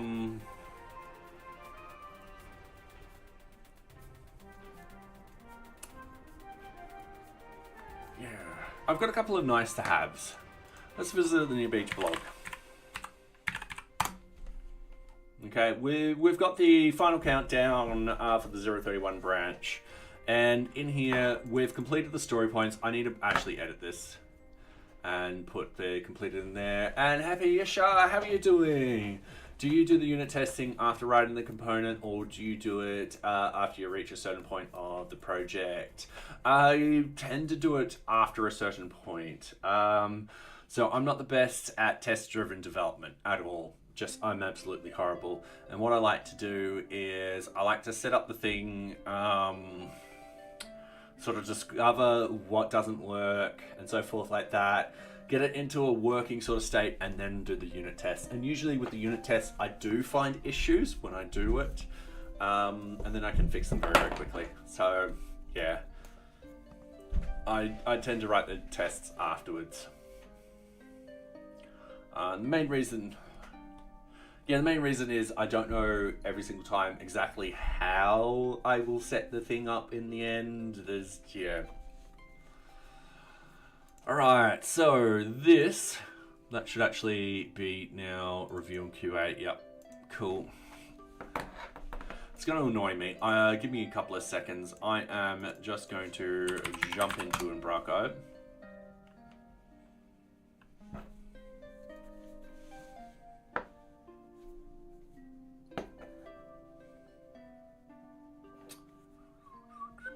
Ooh, that's taking forever. Access to admin functionality, that needs to actually happen very, very shortly. So, talking about unit tests, I want to unit test the whole the hell out of the GPR wizard. Alright, cool, we can log in. Implementation of feedback. Currently we are requesting feedback, so we've just completed, actually, first stage is completed for the API feedback. So that's done. Testing, we need to, really thoroughly test out the API. But the good news is we have actually done a lot of testing as we're implementing the feedback. So I'm actually quite confident of that. So yeah, I am just gonna hit, oh no, that'll be fine. GPR wizard, story plans, yep, that's fine. Relevant tickets, yep. All that is fine. Documentation, we're currently in API improvements. Oh, yes.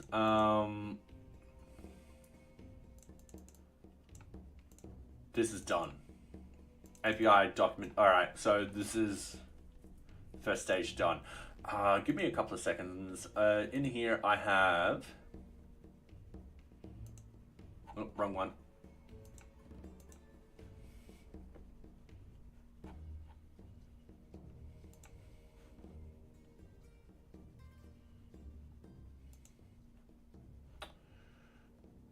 I am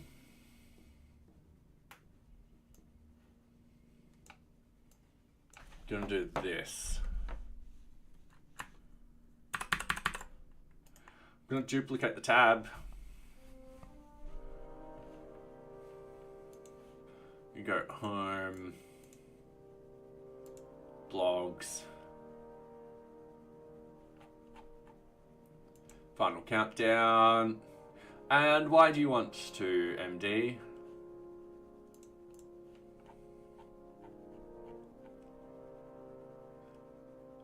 MD, I'm not a therapist. I don't know what to say with this.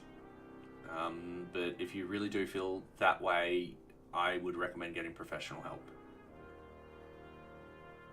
It is horrible that you're feeling that way, and I do hope you get professional help. Alright, features to complete, story points. Okay, so I'm going to go into here. We're going to find features to complete, story points. We're going to put in our little div element and we're going to say task completed.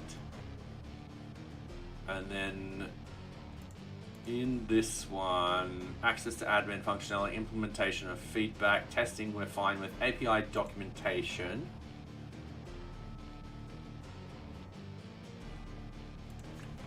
Which is not really task completed, but task first stage completed.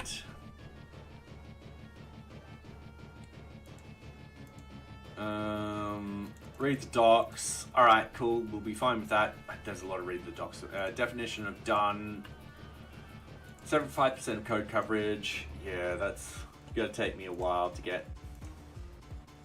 So I'm just gonna save and publish those updates. There we go, task completed, easy done. Yeah, I just needed something easy to, first stage completed. Ooh, we might need to increase that.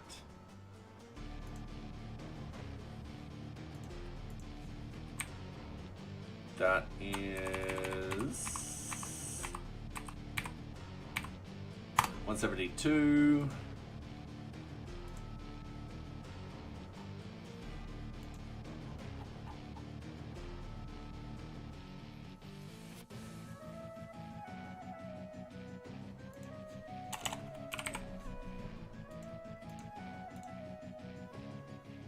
Easy done. We are just going to update that. There we go. First stage completed. Expect this. All right, so that's all done. We're actually completed that. That was meant to be June, not July. So I'm going to update that particular block. Initial build, expected time frames. That's meant to be June, and then we got June. Okay, cool.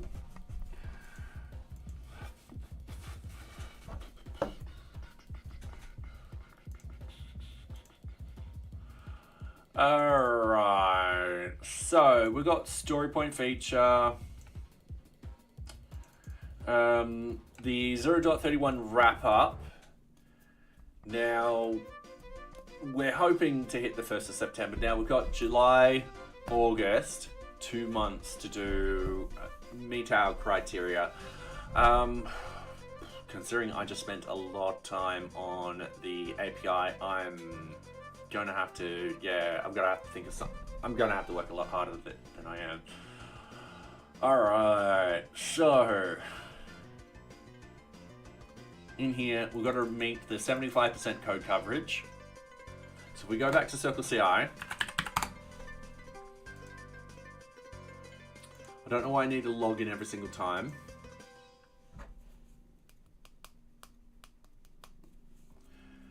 If we go into here, we can actually find out what our code coverage is and how we can improve it and stuff like that. So we've got artifacts. We just go into the index. For the Python one, we scroll down to the bottom, we've got 64. So we need 11% more to meet that minimum requirement. Now we can easily run a couple of unit tests on these particular functionalities and we'll get it. For the front end,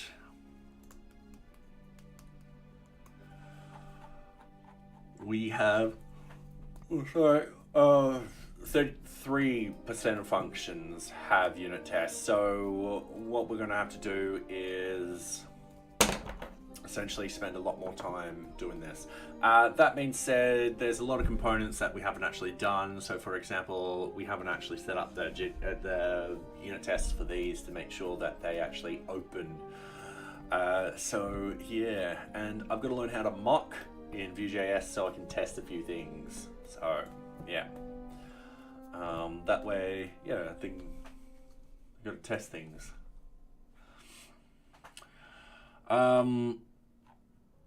Yeah, it'd be good to do this. So I've also got to exclude the tests from here too. I don't know why it's including the tests. I've got to really reel in this one. Alright, sorry, we got, for example, the components administration, add user. Yeah, we're not hitting quite a lot of that, and that's fine. We do have an error though, because we can't reach the, alright, cool. So yeah, there's a lot that I gotta learn to do for this, and a lot to do for that too. Alright. So I'm done with that. Now, I'm just thinking it is, let's see if I got Docker open. Oh.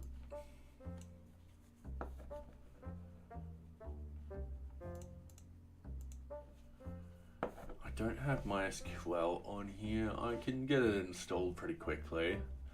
One thing I do want to actually do is essentially, what am I trying to say? What I want to do is I want to test out 1 million rows of data. And what does that mean? It means I'm going to create 1 million rows of projects, 1 million tasks. Not that many Kanban boards, but I do want to have a Kanban board with 10,000 cards in it. And so forth like that. And I think there is logic behind this. The idea is to have a lot of data in the database so that I can find out what doesn't work and what works and how I can sort of fix it. So let's go and go MariaDB. Actually, let's go hub.docker. MariaDB.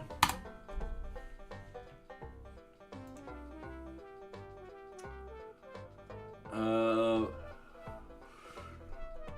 sorry.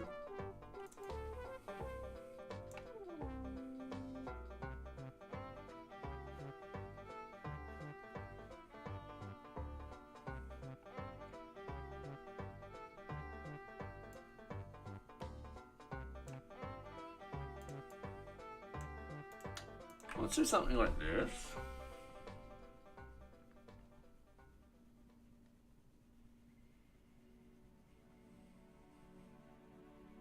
Yeah, alright, cool. Give me a couple of seconds. I'm just going to go to sites. I got Docker Compose scripts. I got I got MySQL.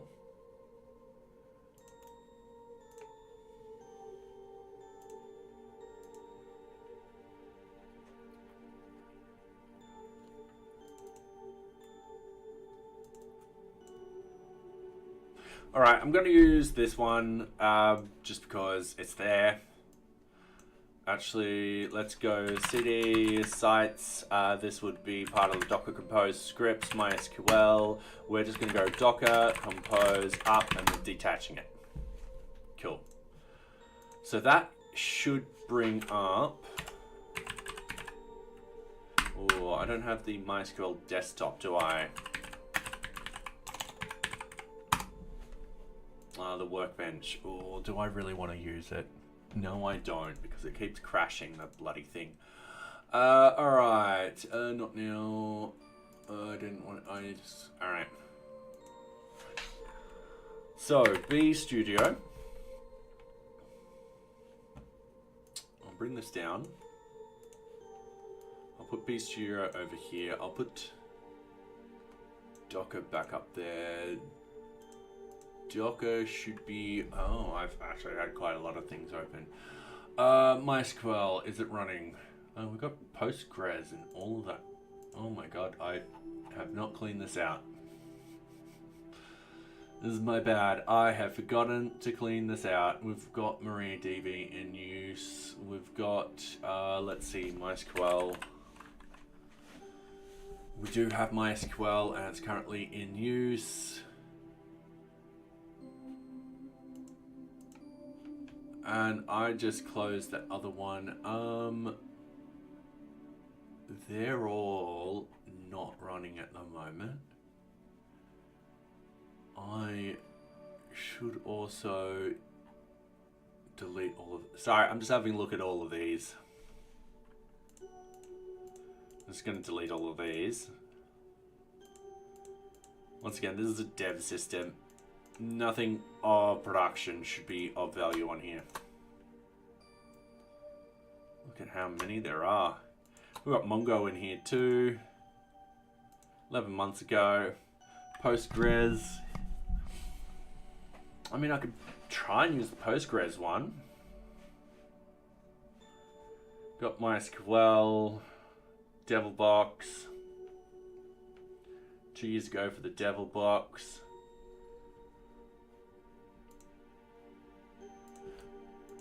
Give me a couple of seconds. Sites. Docker Compose. Yeah, we'll just open up the MySQL one.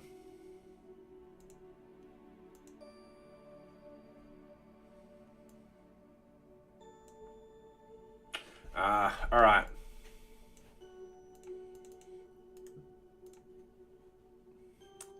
So the root password is fine. We now need MySQL root password. We've got that one. Allow. Alright. Tell you what I'm going to do. I'm just going to delete it. That's fine. I don't care. Alright. Sad Sharon's. Swagger API. Those are the Swagger ones. We can get rid of those ones. Sad Sharon. Alright, MySQL opened up 3 minutes ago. Sweet. It has that on there too. So 8080.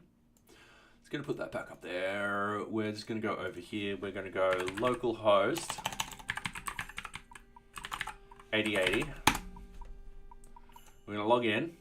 All right, sweet. I guess I've done it with the super secret password before. We've got the robotic me. Okay.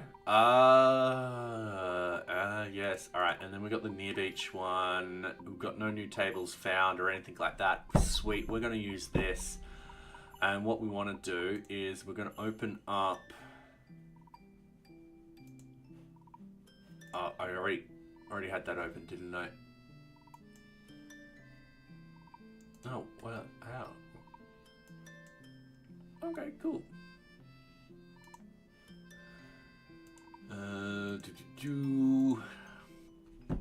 Sorry, I'm getting distracted. So, I'm just going to close things I don't need open. Don't need open. Famous last words. I'm going to need it open in about 10 minutes. With this one, we're just going to close all tabs in group. We're just going to close this. We're going to close this. We are going to actually minimize everything. Open up this. We're going to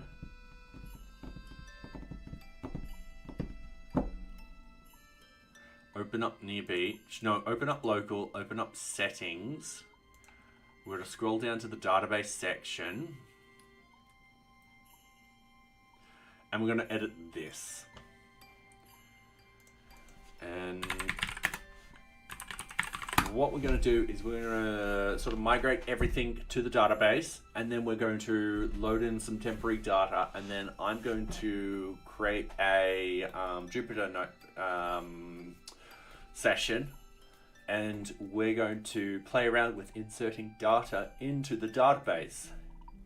So yeah, we can easily do 1,000,000 rows of data and all that kind of stuff. That's not going to be a problem, but I want to first play around with the Kanban cards, and I want to see what I can do with the Kanban cards, like how many I can put in there.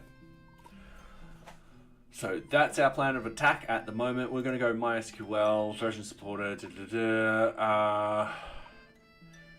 where...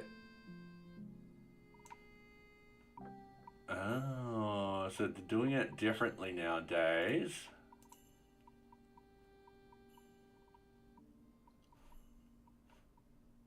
Okay. Back in my day, we used to put everything in here. Which they're definitely not letting me. So I am fine with that. We're just going to copy that. We've got an ad break in 5 minutes. What I'm going to do is I'm going to right hand click and go file. What was the file name? My CNF. I'm going to add it in. We're just going to paste this data in here. So the database will be called NearBeach. The user will be called root. The password will be on that text document.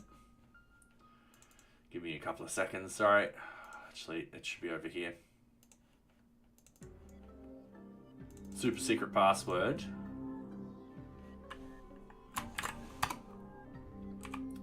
I'm pretty sure that's meant to be correct. We can double check that by going over here, and I can close that, I can close that, I can close that.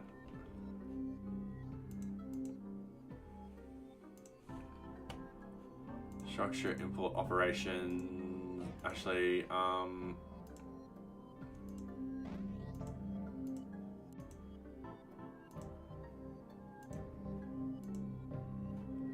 we do have a NearBeach one in here, but it's fine. Root will be fine. Oh, I don't know how that find it in there, but that's fine. So that should all be fine. And then in here, we've just got to go .that. And if I scroll to, close the terminal.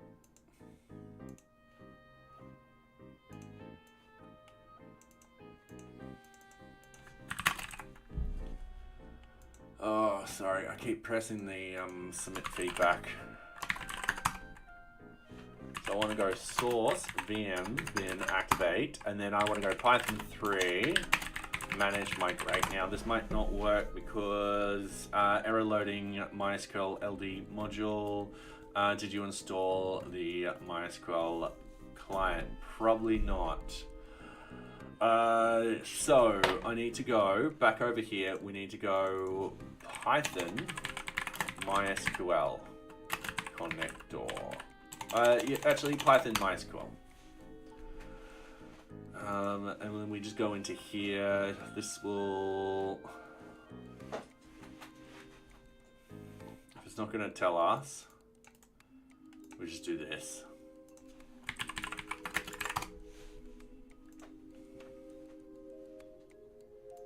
PyMySQL. So we need to go pip install PyMySQL. Easy done. And Beebly, how are you going? Came here to vent something. Oh no, what did you do? And you're not stupid. We all do stupid things, and that's fine. We're allowed to do stupid things. So yeah, welcome, welcome. I do hope you are enjoying my content.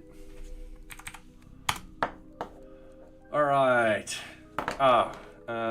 Pip install MySQL client. Oh, hang on. Talk about silly things. Sudo apt install MySQL client.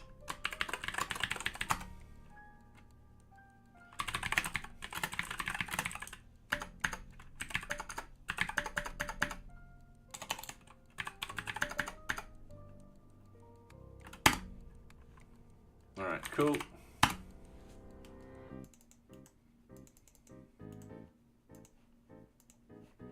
Yes, I did install MySQL client. All right, pip install.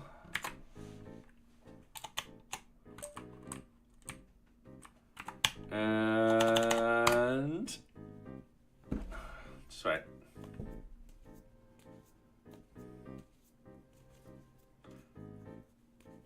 Yep, all right, no problem.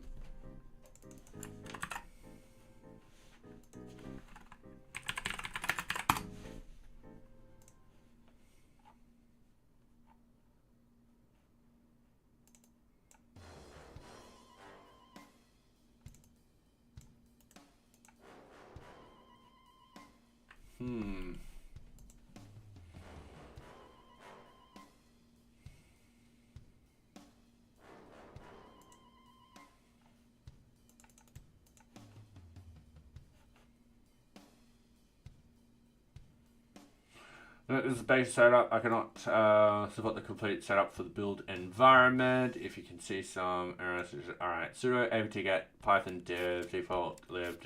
Alright, cool. Alright.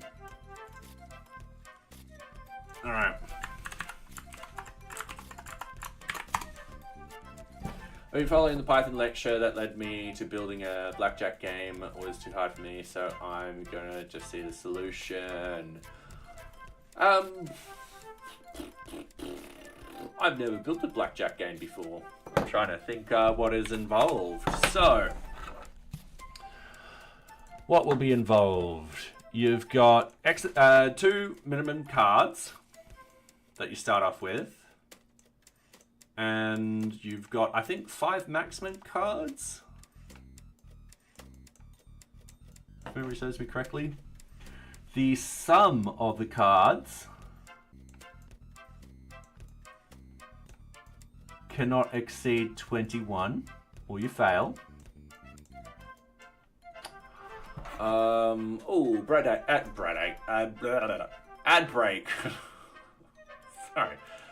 I just, yeah. Yeah, you can't exceed 21. You got a dealer, so the dealer will always win. If you want to be, I don't know this rule, we always played this as house rules. If the dealer has the same cards, well, the same results as you, they win. You've got to have an array of 52 cards. However, automatically some cards will be spent. the players go first, and then the dealer goes last. Yeah, it seems like a really fun sort of thing to do. I'm assuming there's no GUI, it's just plain text and stuff like that. But yeah,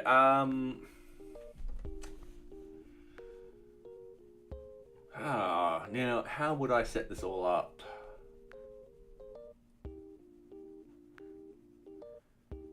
Because you can create an array with every single card in order, and then you create a shuffle array.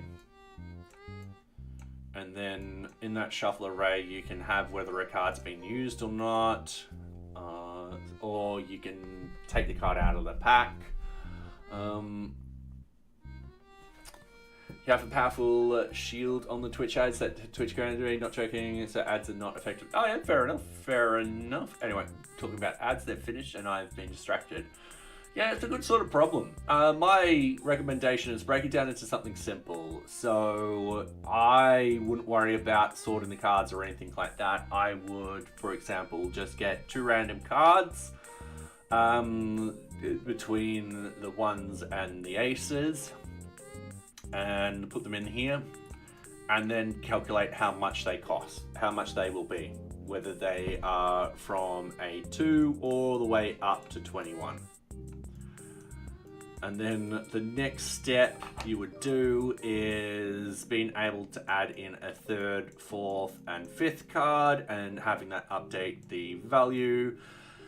And then doing that again, so when you add the 3rd, 4th, and 5th, if you get over 21, have it fail. So yeah, just do little baby steps. You don't need to solve everything all at once. All right, cool. So that has installed. Oh yeah, I need to actually go back here and read the documentation. So we've installed that, and then I need to install that. There we go, that's looking a bit better. Cannot connect. All right, that's not a problem. So I should be able to connect to, actually, I don't know if we can connect to that. So we're opening, oops. I am meant to grab my B Studio, bring that down here. So yeah.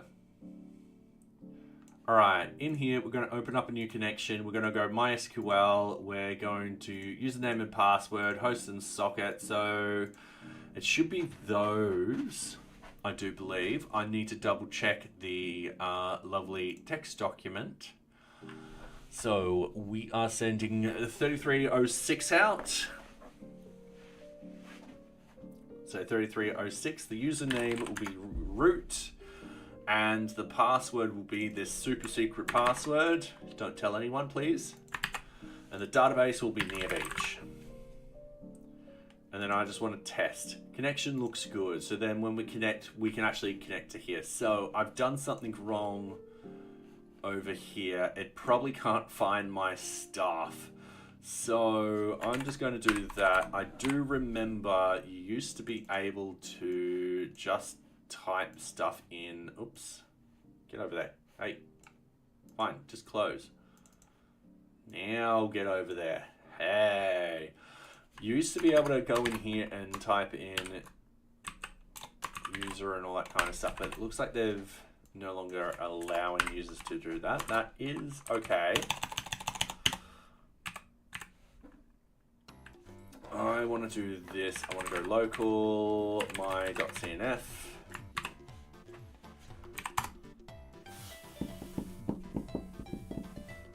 No, so it looks like I don't know where my CNF file is.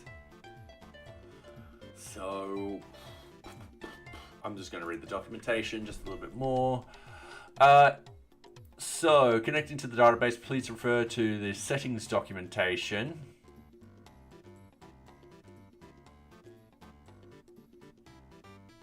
Cool. Connection strings are used in this order. Options, name, user, I'm just going to do that. Name, user, host, that. Okay, cool. So I'm just going to do that one. I'm just going to paste this in here for reference. We're going to go name. That should be NearBeach.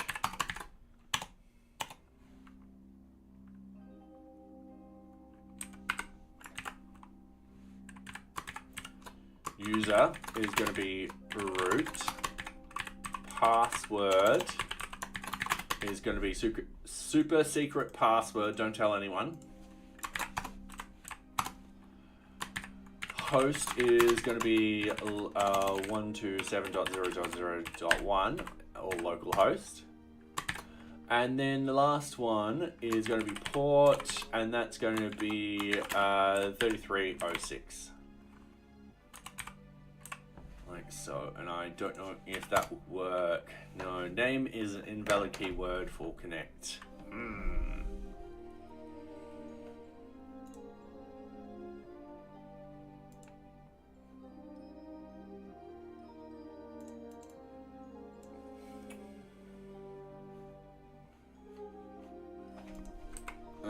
That's 5.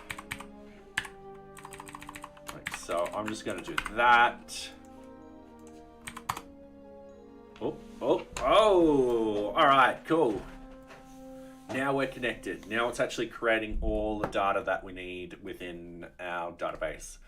So yeah, it's just going through, doing its thing. We're going to go Python 3 manage load data, and we're going to go NearBeach fixtures, and then we're going to go with the basic sort of data. So if we go Python 3 manage run server, this should run perfectly fine now, and we go to our local host. Let's go dark admin. Easy done. This is running off the MySQL. So if we jump into the MySQL, we hit this lovely thing. Let's go to project. Let's go NearBeach project. We're going to edit this top one. So we'll go find objects, project 1, only admins, and myself. Do you use CMake lists? No, I don't, sorry. So if we do that, and we're just going to re-execute this script, which I always forget where the rego is, so I'm just going to reload. You'll notice that it changes this. So this is all connected now. Now, another thing I want to do is I want to go back over here. We're going to stop this. We're going to go git status.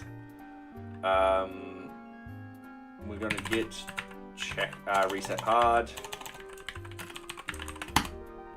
And we're happy with doing that. Don't worry about that at all. Is there safe bash tools for autocomplete terminal commands? I do know that there are other sort of terminal type of stuff out there, like bash terminal stuff out there that does help you with autocomplete. I tend to hit the tab key a lot. I know one of my mods uses a tool which I'm no longer using because I used it on, where did I use it? On my old computer. I sadly never reinstalled it.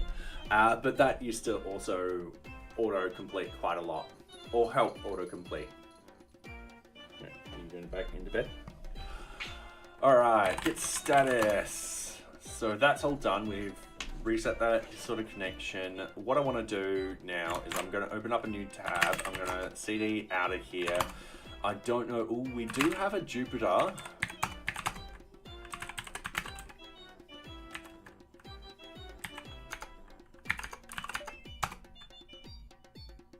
All right.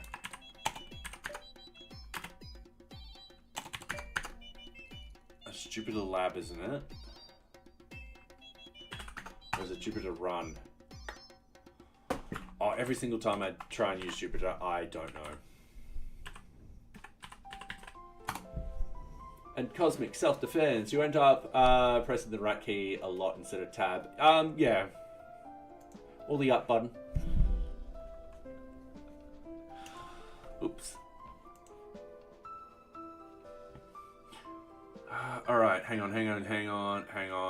Jupyter install. It's always, it's just Jupyter Lab. All right, cool.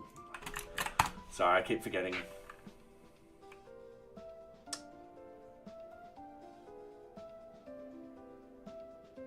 Huh.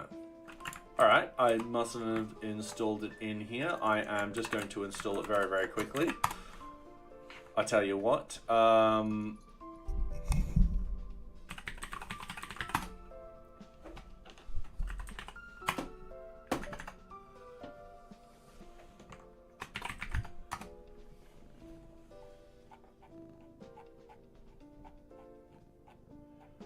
I think I remember this.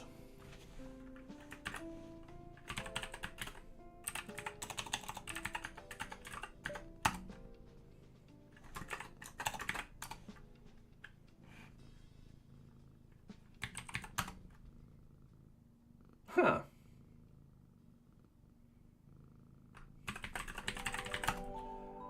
All right.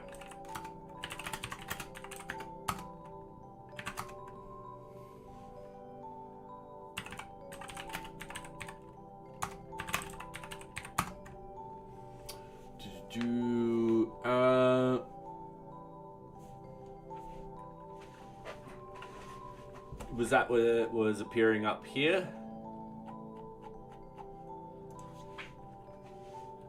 All right, so source, sorry, not source. We'll need the virtual environment. We're going to go VM. We're going to go source, VM bin activate. We're going to do that. We're going to go and install Jupyter Lab in here. Easy done. Do you support it? I don't support any genocides or war or anything like that. I don't like war, full stop, at all. It is horrible.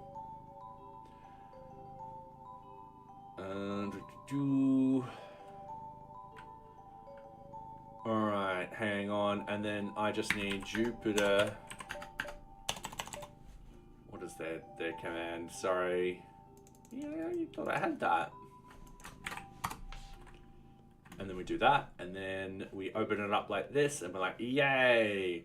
And we're going to start a new notebook type of thing. And what we're going to do is, we're also going to open up one of these. We're going to go source, VM bin activate. We're going to go pip install. And this is where I try and remember what I'm using. Faker. VueAPI. Faker.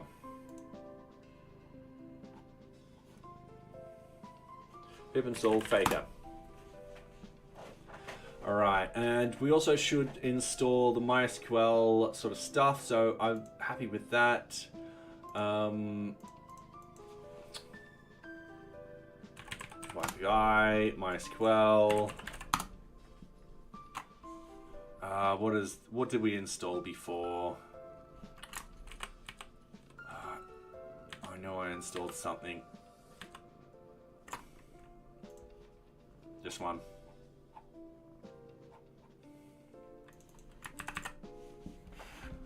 All right, pip install MySQL client. All right.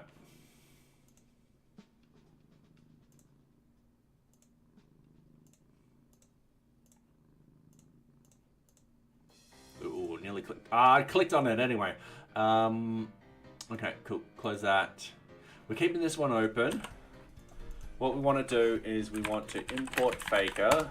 And you might be wondering, what does Faker do? Faker gives us the ability to create fake data. So if we go Python Faker in here, we can read the docs easily. That's just that one.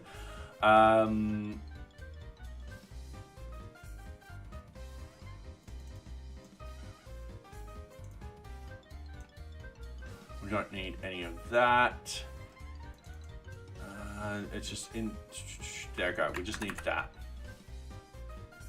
It's going to go in here. We're just going to paste this in like this. We're going to go Shift Enter, and then what we could do is fake.name, and then we've got a fake name. We're going to use this to key stuff into the database and so forth like that.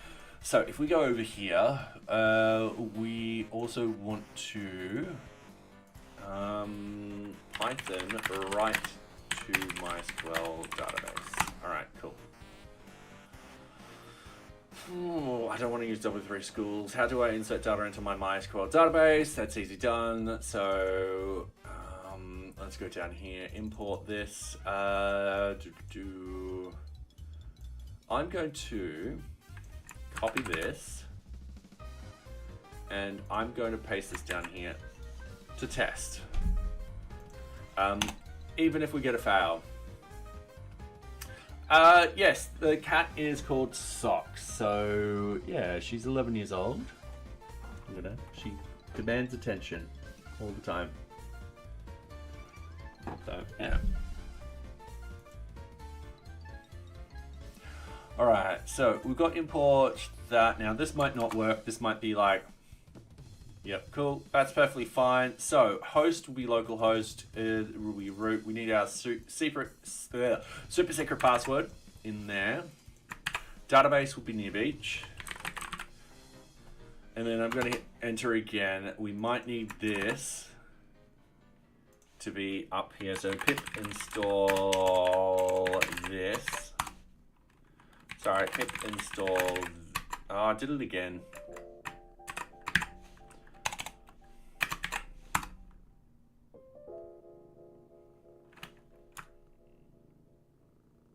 Yep, all right.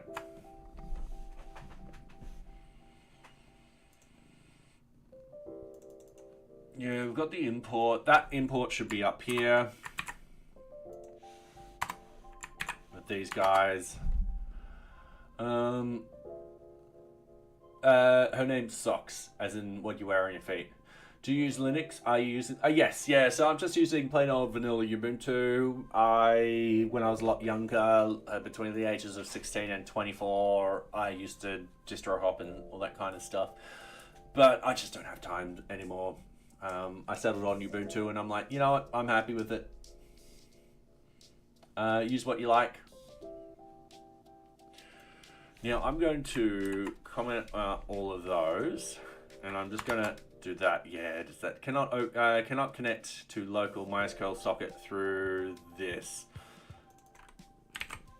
.0. Oh.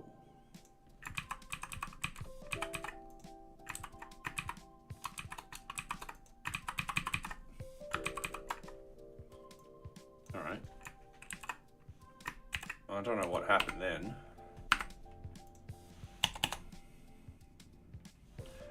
All right, 127.0.0.1.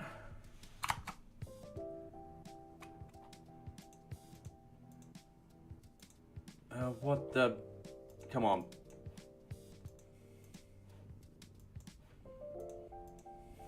Okay, let's try that again because something weird was happening. Let's just copy this. Let's go in here. Let's paste it in.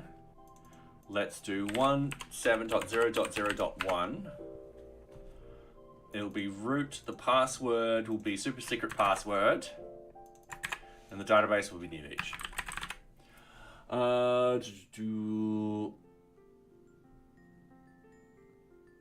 I don't know what I'm considering. MD, that's... No. What the fuck? Have I tried Omakubo? No, I haven't. I have not. Cosmic Self-Defense. Is this a tiling window magic? No, this is just GNOME. Just plain old vanilla GNOME.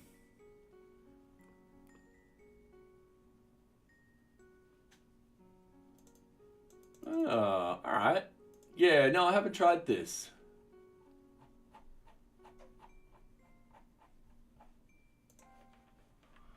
Alright.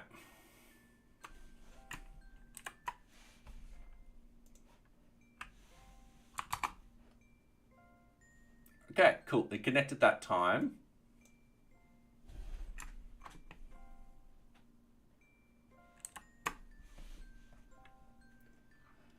The guy who made Ruby on Rails made an installer for Ubuntu. Ah, you thought it was? No. I just plain old Ubuntu. I've got. Whoop, socks don't fall over. Auto has all the autocorrect and etc. Very easy to install. Oh, I'll have a look at it after stream. But yeah, thank you. All right, so that's not going to work, but that's perfectly fine. It will give us a. Okay, it didn't do anything.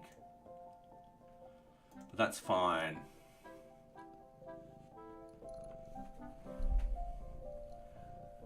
Okay. So, one thing I could potentially do is I can go update, and then let's go over here. Let's go, let's update NearBeach project.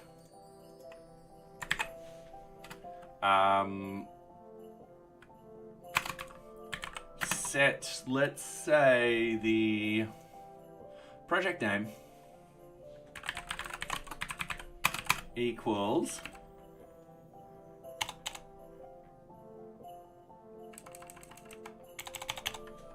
where 1 equals 1. And what I want to do, I want to do something like this, and I'm just going to go hello world like that. And I am, that sucks, come on, you don't know how to do that. I'm just going to run that.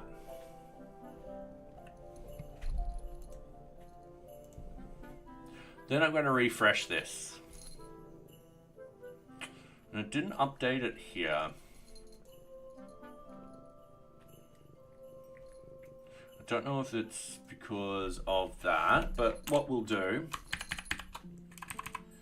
is we'll do something like that, and then I can put in hello world here, and then I can close that off.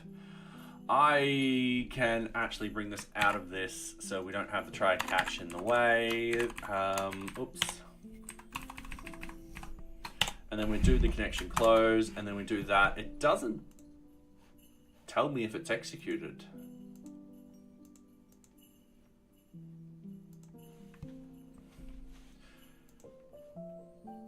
No, it hasn't updated the project name yet.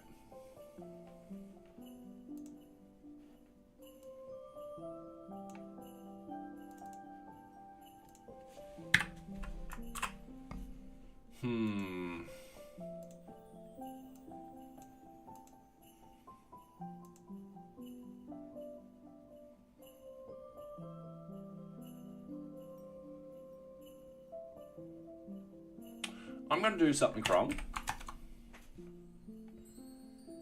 That should have come up with an error.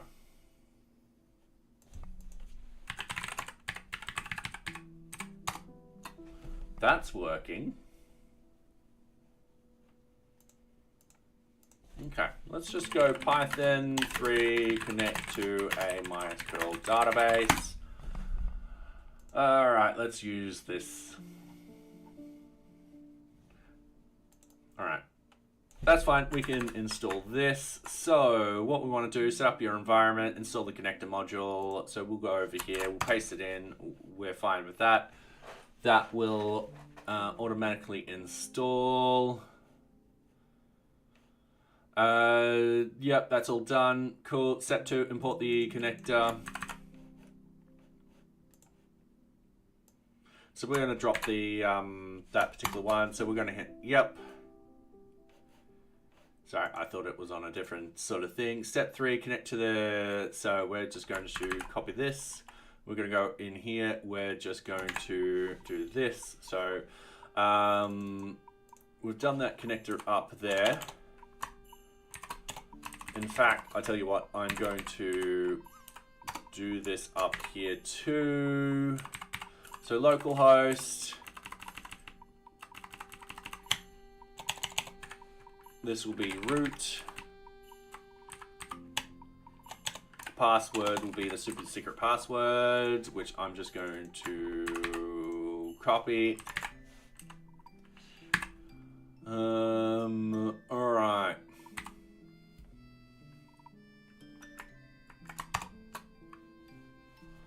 So I don't see any problems. Oops. Oh.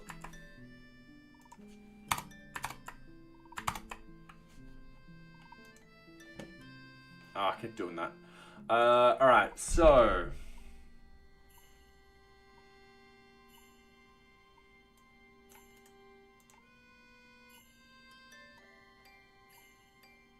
I'm just having a quick read. Insert into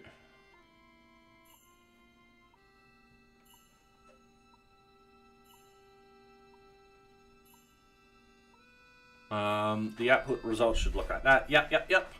Insert into divers. Now that we can retrieve the structure of the database, we can use cursor objects to execute the commands. Into drivers, Alright, yep, commit. Yep.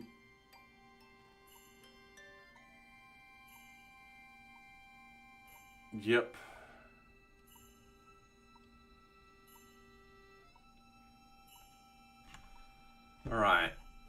Let's try this. Let's just put this in here. Sweet. All right, up here we want database equals NearBeach, and then show tables. Perfect. That's what we want. So we're now in here. Let's see if we can do a simple update command. The insert command should be quick and easy. So it'll be something like this: query equals all of that. And then we do something like this, and it's going to fail because it didn't work. However, we can go insert into, let's do something small. Let's do tag. So insert into a tag. What I'm working on at the moment, I'm working on NearBeach, an open source project management system. It's written with Python slash Django for the backend and JavaScript slash VueJS for the frontend. So yeah, at the very moment, what we're doing is we're going to be inserting quite a large amount of data into into one of the Kanban boards. The idea is going to be a step forward to me being like, all right, cool, I want to be able to insert 1 million projects, 1 million tasks, 1 million this and 1 million that into the database, so I can actually test how it will handle that much data. So I'm going to have to do that to also figure out, all right, cool, it's going to slow down here and I need to optimize this and that. So yeah, pretty much a seed script. So yeah.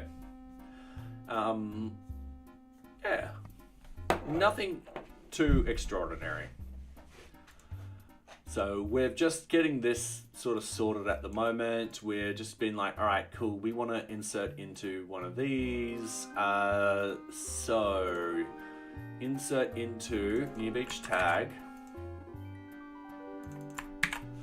Now we'll need the fields, tag name, tag color.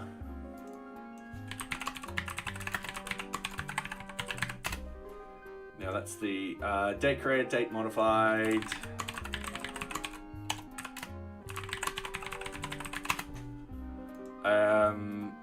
Is deleted. Change user. And tag text color. Easy done. We're only going to deal with one value. I just want to see if this works.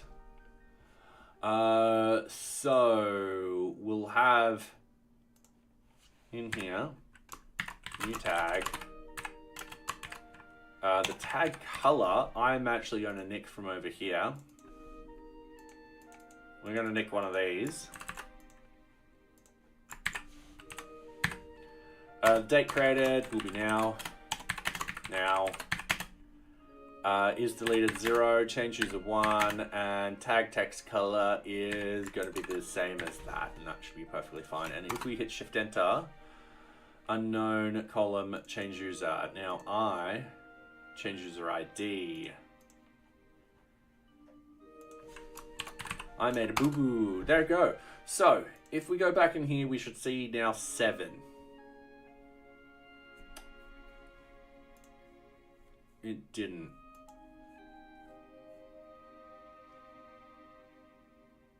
Oh, that's a bit annoying.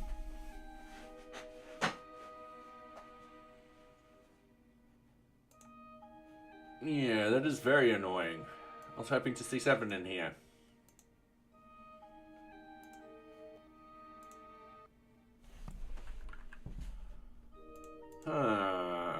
Oh, do DB commit.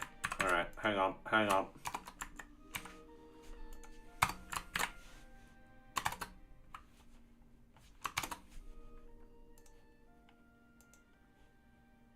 There we go. I didn't do the DB commit, so yeah, it took a little while to sort of do that.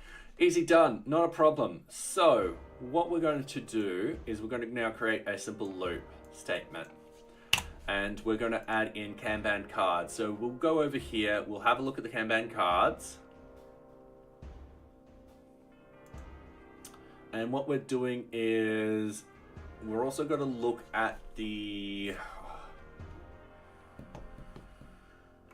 We'll have to look at the columns and the levels and be like, all right, cool, you can only pick one of these. So if I go to Kanban column, Kanban column can only use these ones, 1 to 5. Kanban level can only use 1 to 2. Alright, give me 2 seconds. Python, pick random from list. Choice. Alright, cool. Let's go back over to here. Let's actually do... Up here, let's start doing columns equals 1, 2, 3, 4, 5. And levels equals 1, 2. We won't need to do any of this anymore, so I'm just going to comment that out. In here, I want to do, let's say, columns.choice. No, or is it?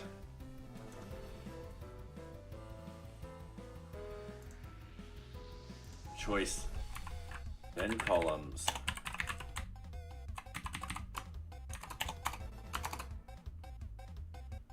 No, all right. I think that's wrong. Oh, import random. All right, yep, all right. It didn't give me the full thing. No problem, we just put it up here. Import random. And then it's just gonna be like something like this. So if we paste that in and we do items is not available, but we have columns. And there you go. We got 1, we got 4, we got 3. All right, sweet. So with our faker and all that kind of stuff, where did I have the faker documentation? PYPI, faker, we want something like that. Okay, so going back in with our code, I'm just going to paste that in here for the moment. Generate our cards for the Kanban board. Easy done. So, in here, what we want to do, Kanban card, let's go into structure. I'm just going to copy all of this. You'll see why in a second. I'm just going to paste them in. I'm just going to cut what I need out.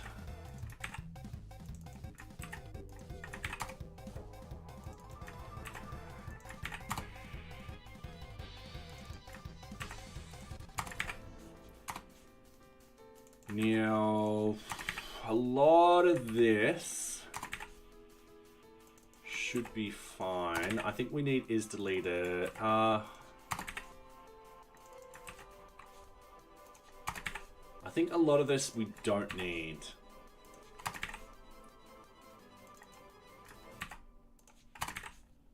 Like the project ID requirement, task ID, and Kanban card priority is needed.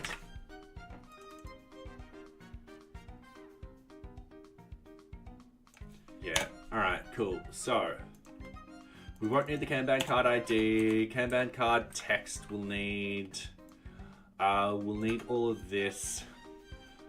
So we'll go fake.name for that equals fake.text for that. Ooh, we won't need sort number when we're creating. What web server do you use? And Theodore, welcome back. So, that's a good question. At the moment, I'm using Azure Web Apps to sort of host my web servers and stuff like that. Otherwise, in the past, I've used the basic sort of LAMP when hosting WordPress sites. I've used Nginx for Docker, so having it so that it wraps everything into the Docker. What else have I used? That's pretty much mostly it. I've also used serverless, so Lambda serverless on AWS, but I no longer use those. So yeah. All right, it is archived. I don't think we can do the sort number.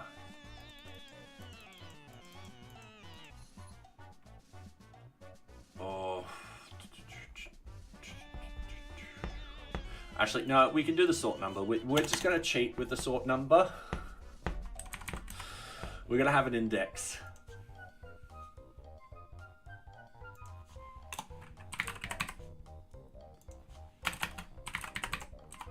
Is archived is going to be 0. Date created is going to be now. So that's not going to be needed. Date modified isn't going to be needed. Is deleted is going to be 0. Change user ID is going to be 1. Kanban board is always going to be 1. Column ID is going to be the random.choice columns and random.choice levels. We should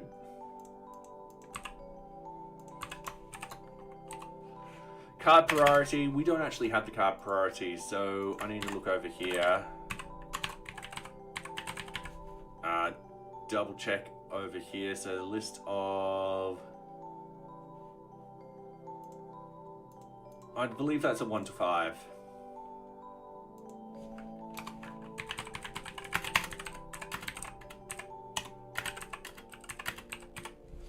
Yeah, I think that's just it. So random.choice priority.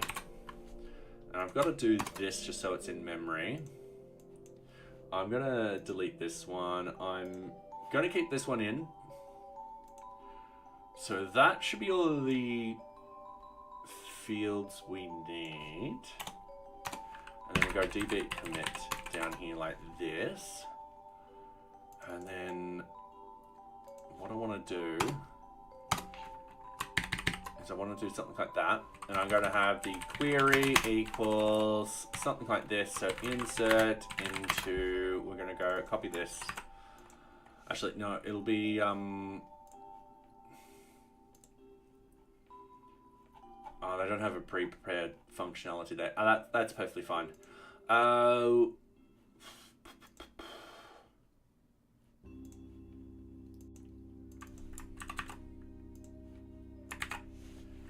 That, and then we got that, and then we got values, and then we got something like that, and then we got that, and then we got 1, 2, 3, and then we got cursor.execute, and then we got query, and so forth like that. So what we have in here is we're going to copy from the top to the bottom. Oh, hang on. I need to...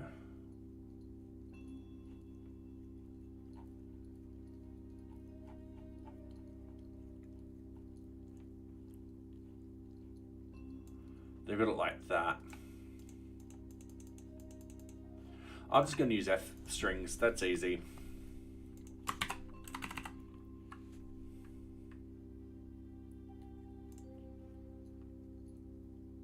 So what I could do,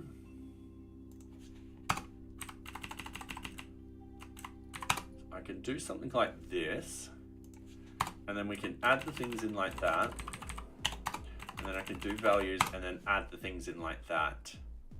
And then what I can do is I can copy, paste that into there like that, tabulate it in, and just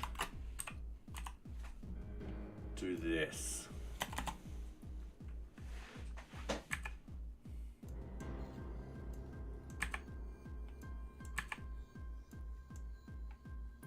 Ooh, we do need date created and so forth like that. That will be just now.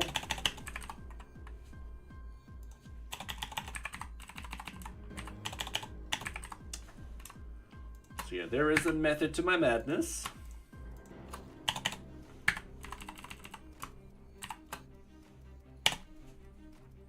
All right, and then what we want to do is we want to copy, we want to paste that in, we want to do something like this. And then we go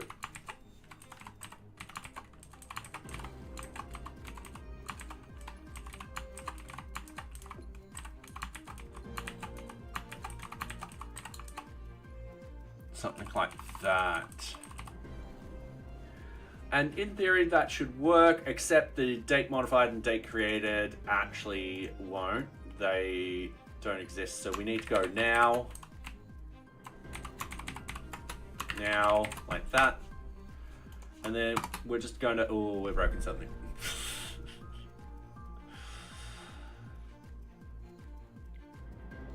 All right, what is it saying? You have an error in your SQL syntax. Check the manual.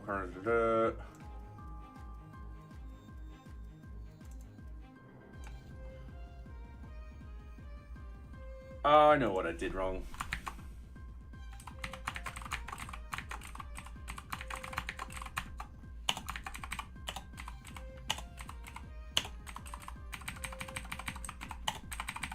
Just these ones, because these are strings, we need to put it in like that. And done. And if we actually go over here and we go with the Kanban cards, as you can see, we've just added in a lot more. What I'm going to do is I'm going to delete these ones. And that was pretty fast.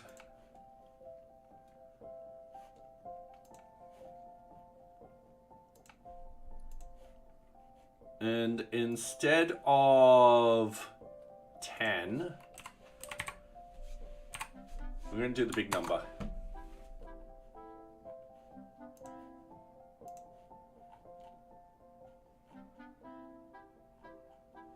Okay, cool. Let's edit inline. I'm just going to go count of that. We're going to go and, all right.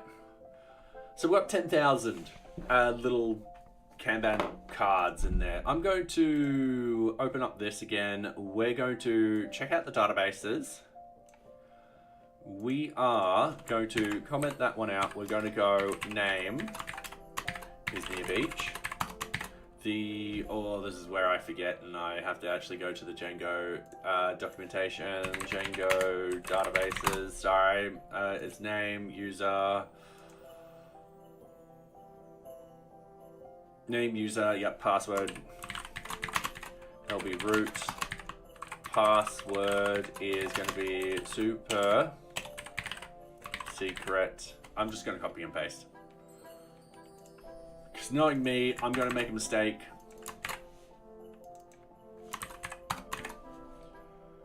Username, password, host and port.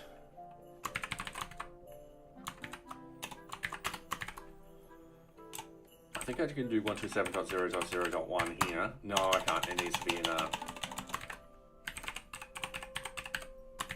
like so. And then port is going to be 3306. Is the default port. We're going to hit that.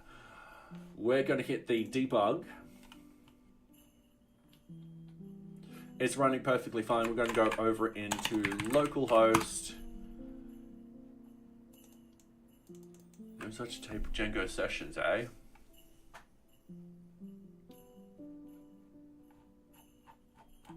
That's a first.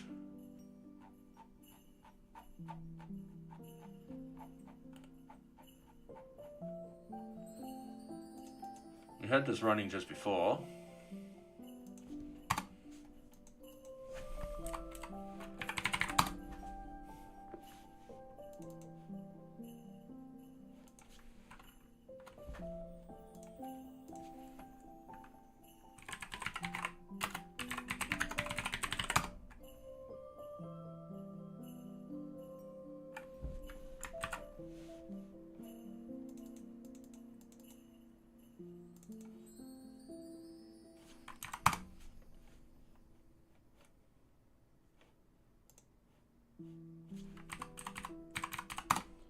Oops, nope, nope.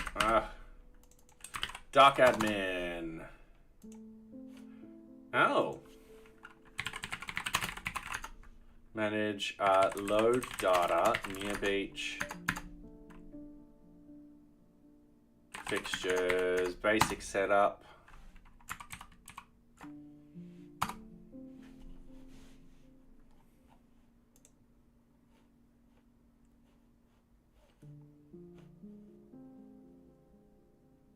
That's using that.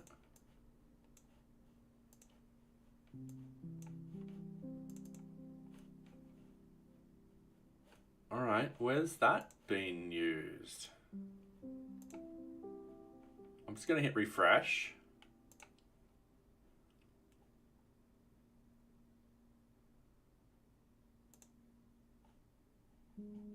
It's not part of that. It's not part of the client, my client stuff. Huh.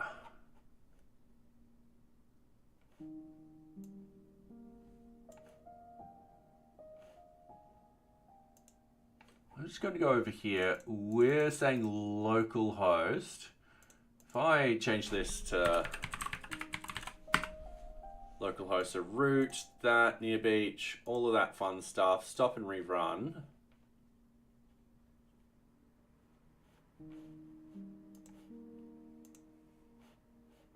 Where's this database?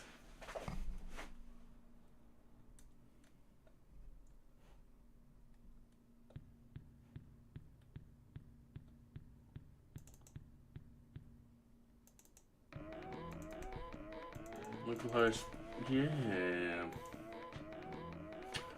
This should be localhost.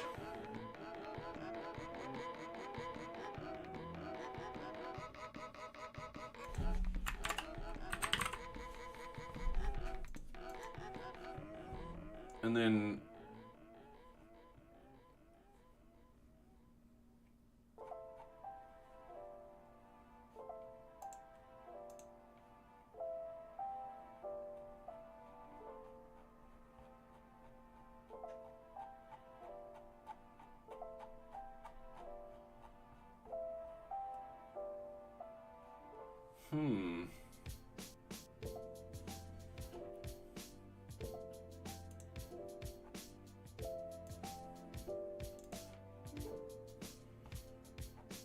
where the fuck is this connecting to?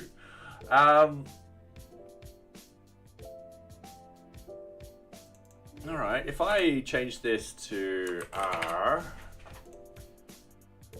and I stop it and then I go. Now it's gonna run, but when we go into here and hit refresh, it's, yeah, no table. And I should only have one MySQL instance running, and I'm just double checking that. I've got one.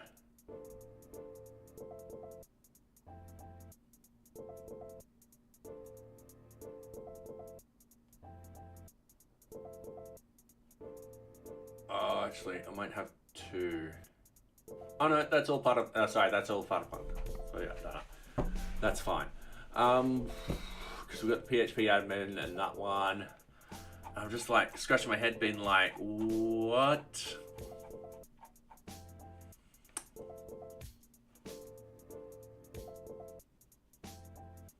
Like, do I have another local one? I'm just gonna stop my Docker. All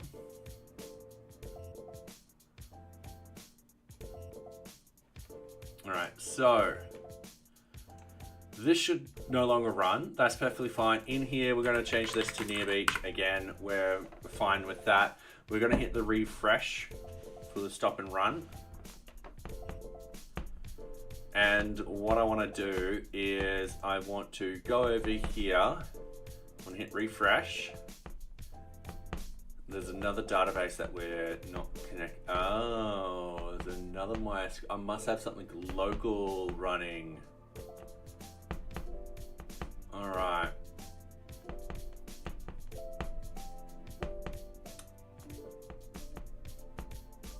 Okay.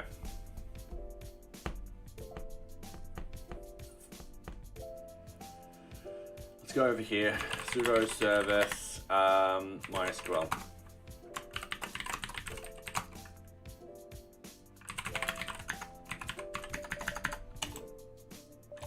All right, let's go.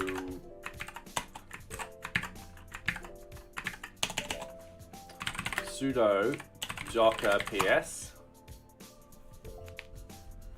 Oh, I've got Devilbox running.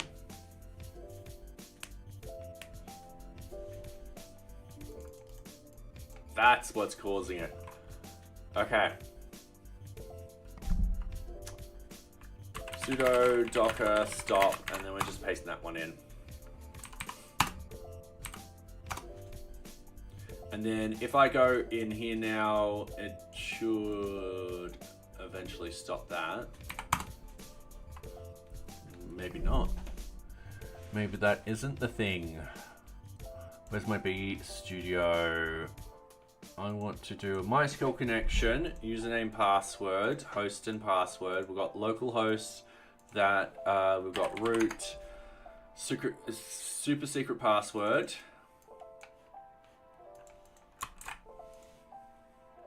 Default NearBeach.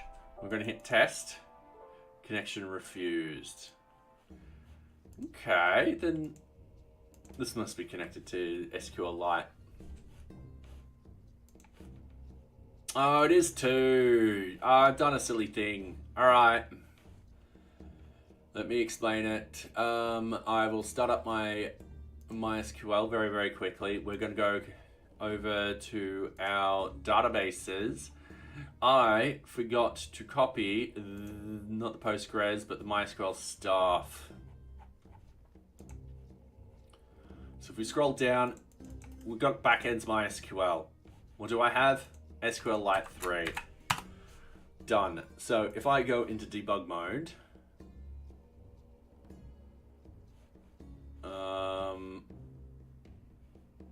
I should be able to refresh this now. I should be able to, now we'll need to log back in. Unable to connect. Can't connect to local MySQL server. That's perfectly fine. 127.0.0.1. We just hit refresh. Stop and rerun. He's done. Perfect. We rerun this. We need to go in as dark admin, because I know a lot of people don't like the light. We're going to do this. We're going to go into this one, and ooh, there we go. There's 10,000 cards for you. It is struggling. Couldn't. Ooh. All right. So it looks like when we have a large amount of data, it will struggle loading up this page. So yeah, and this is why we want to actually put this much data in here. We actually want to test the limits of this. So this is 10,000 cards in here. It's scrolling fairly okay. Moving the card was a problem because we have an Axios problem.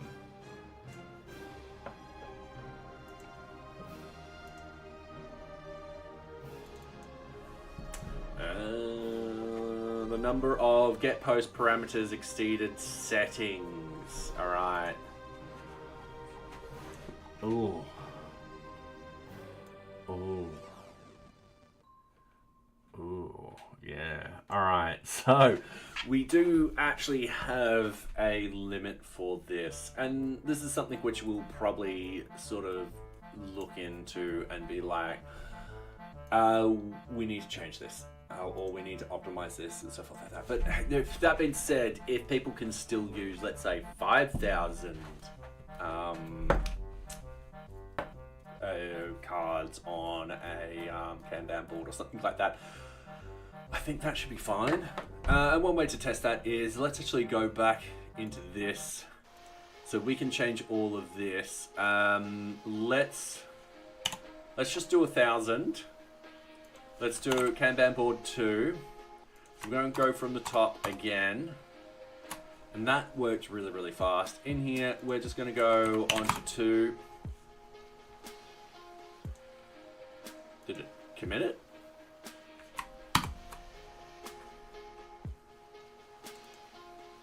Oh, the levels and stuff don't work. All right, yeah. Okay, cool. Give me a couple of seconds. Edit inline. Delete from. Yeah. All right. Cool.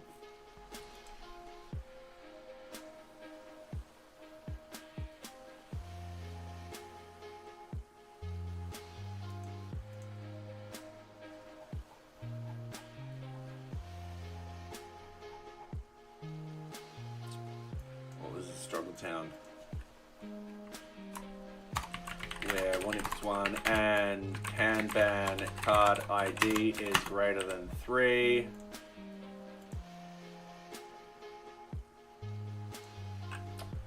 I didn't mean to click on the polling.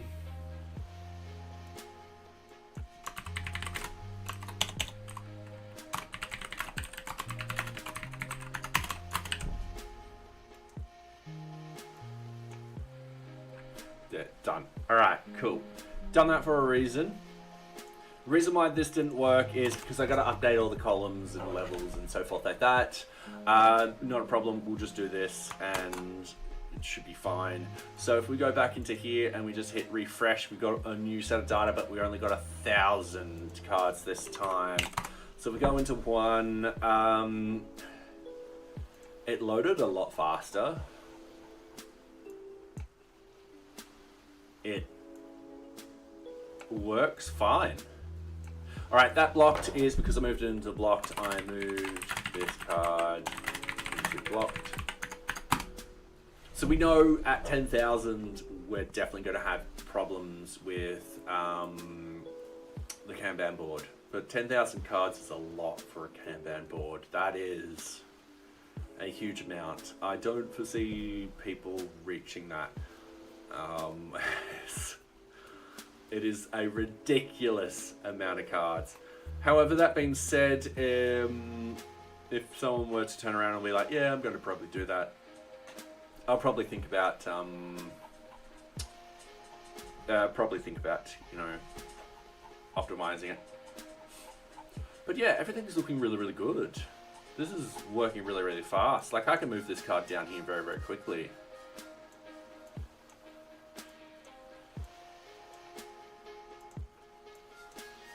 Like, it ain't struggling. And if I archive these cards,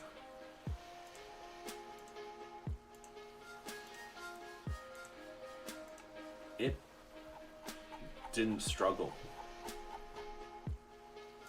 at all. Which is pretty amazing when you think about it. though I'm not getting any of the toasts. Or I think I actually... Yeah, I just removed the toasts, I think, because they were getting in the way. But yeah, that's pretty awesome. Anyway, we are going to snooze that ad. We have been going on for 3 hours now. It's almost 10 o'clock. I need to go to bed. Let's find someone to raid. Alright,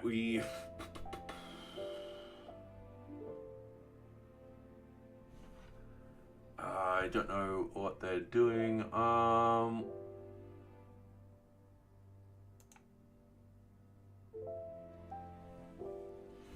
Yeah, they're programming. Alright. And for those on YouTube who want to follow with the raid, there is where we're going. Thank you very much, everyone, for joining tonight. It has been wonderful. We got a lot done. And it looks like from this particular point onwards, we could add on the million rows and stuff like that very, very easily. So I can use that script, which I've just created, and start deploying into a MySQL database. So I might actually do that tomorrow. Over the next couple of days, I'll set up a VM with all that all the MySQL and all this and all that, and just start populating it and so forth like that. Anyway, thank you very much and have fun. And for those on YouTube, I am sorry that you won't be able to join us with the raid, but don't forget to like and subscribe, and I'm hoping to see you next time. So yeah, thank you.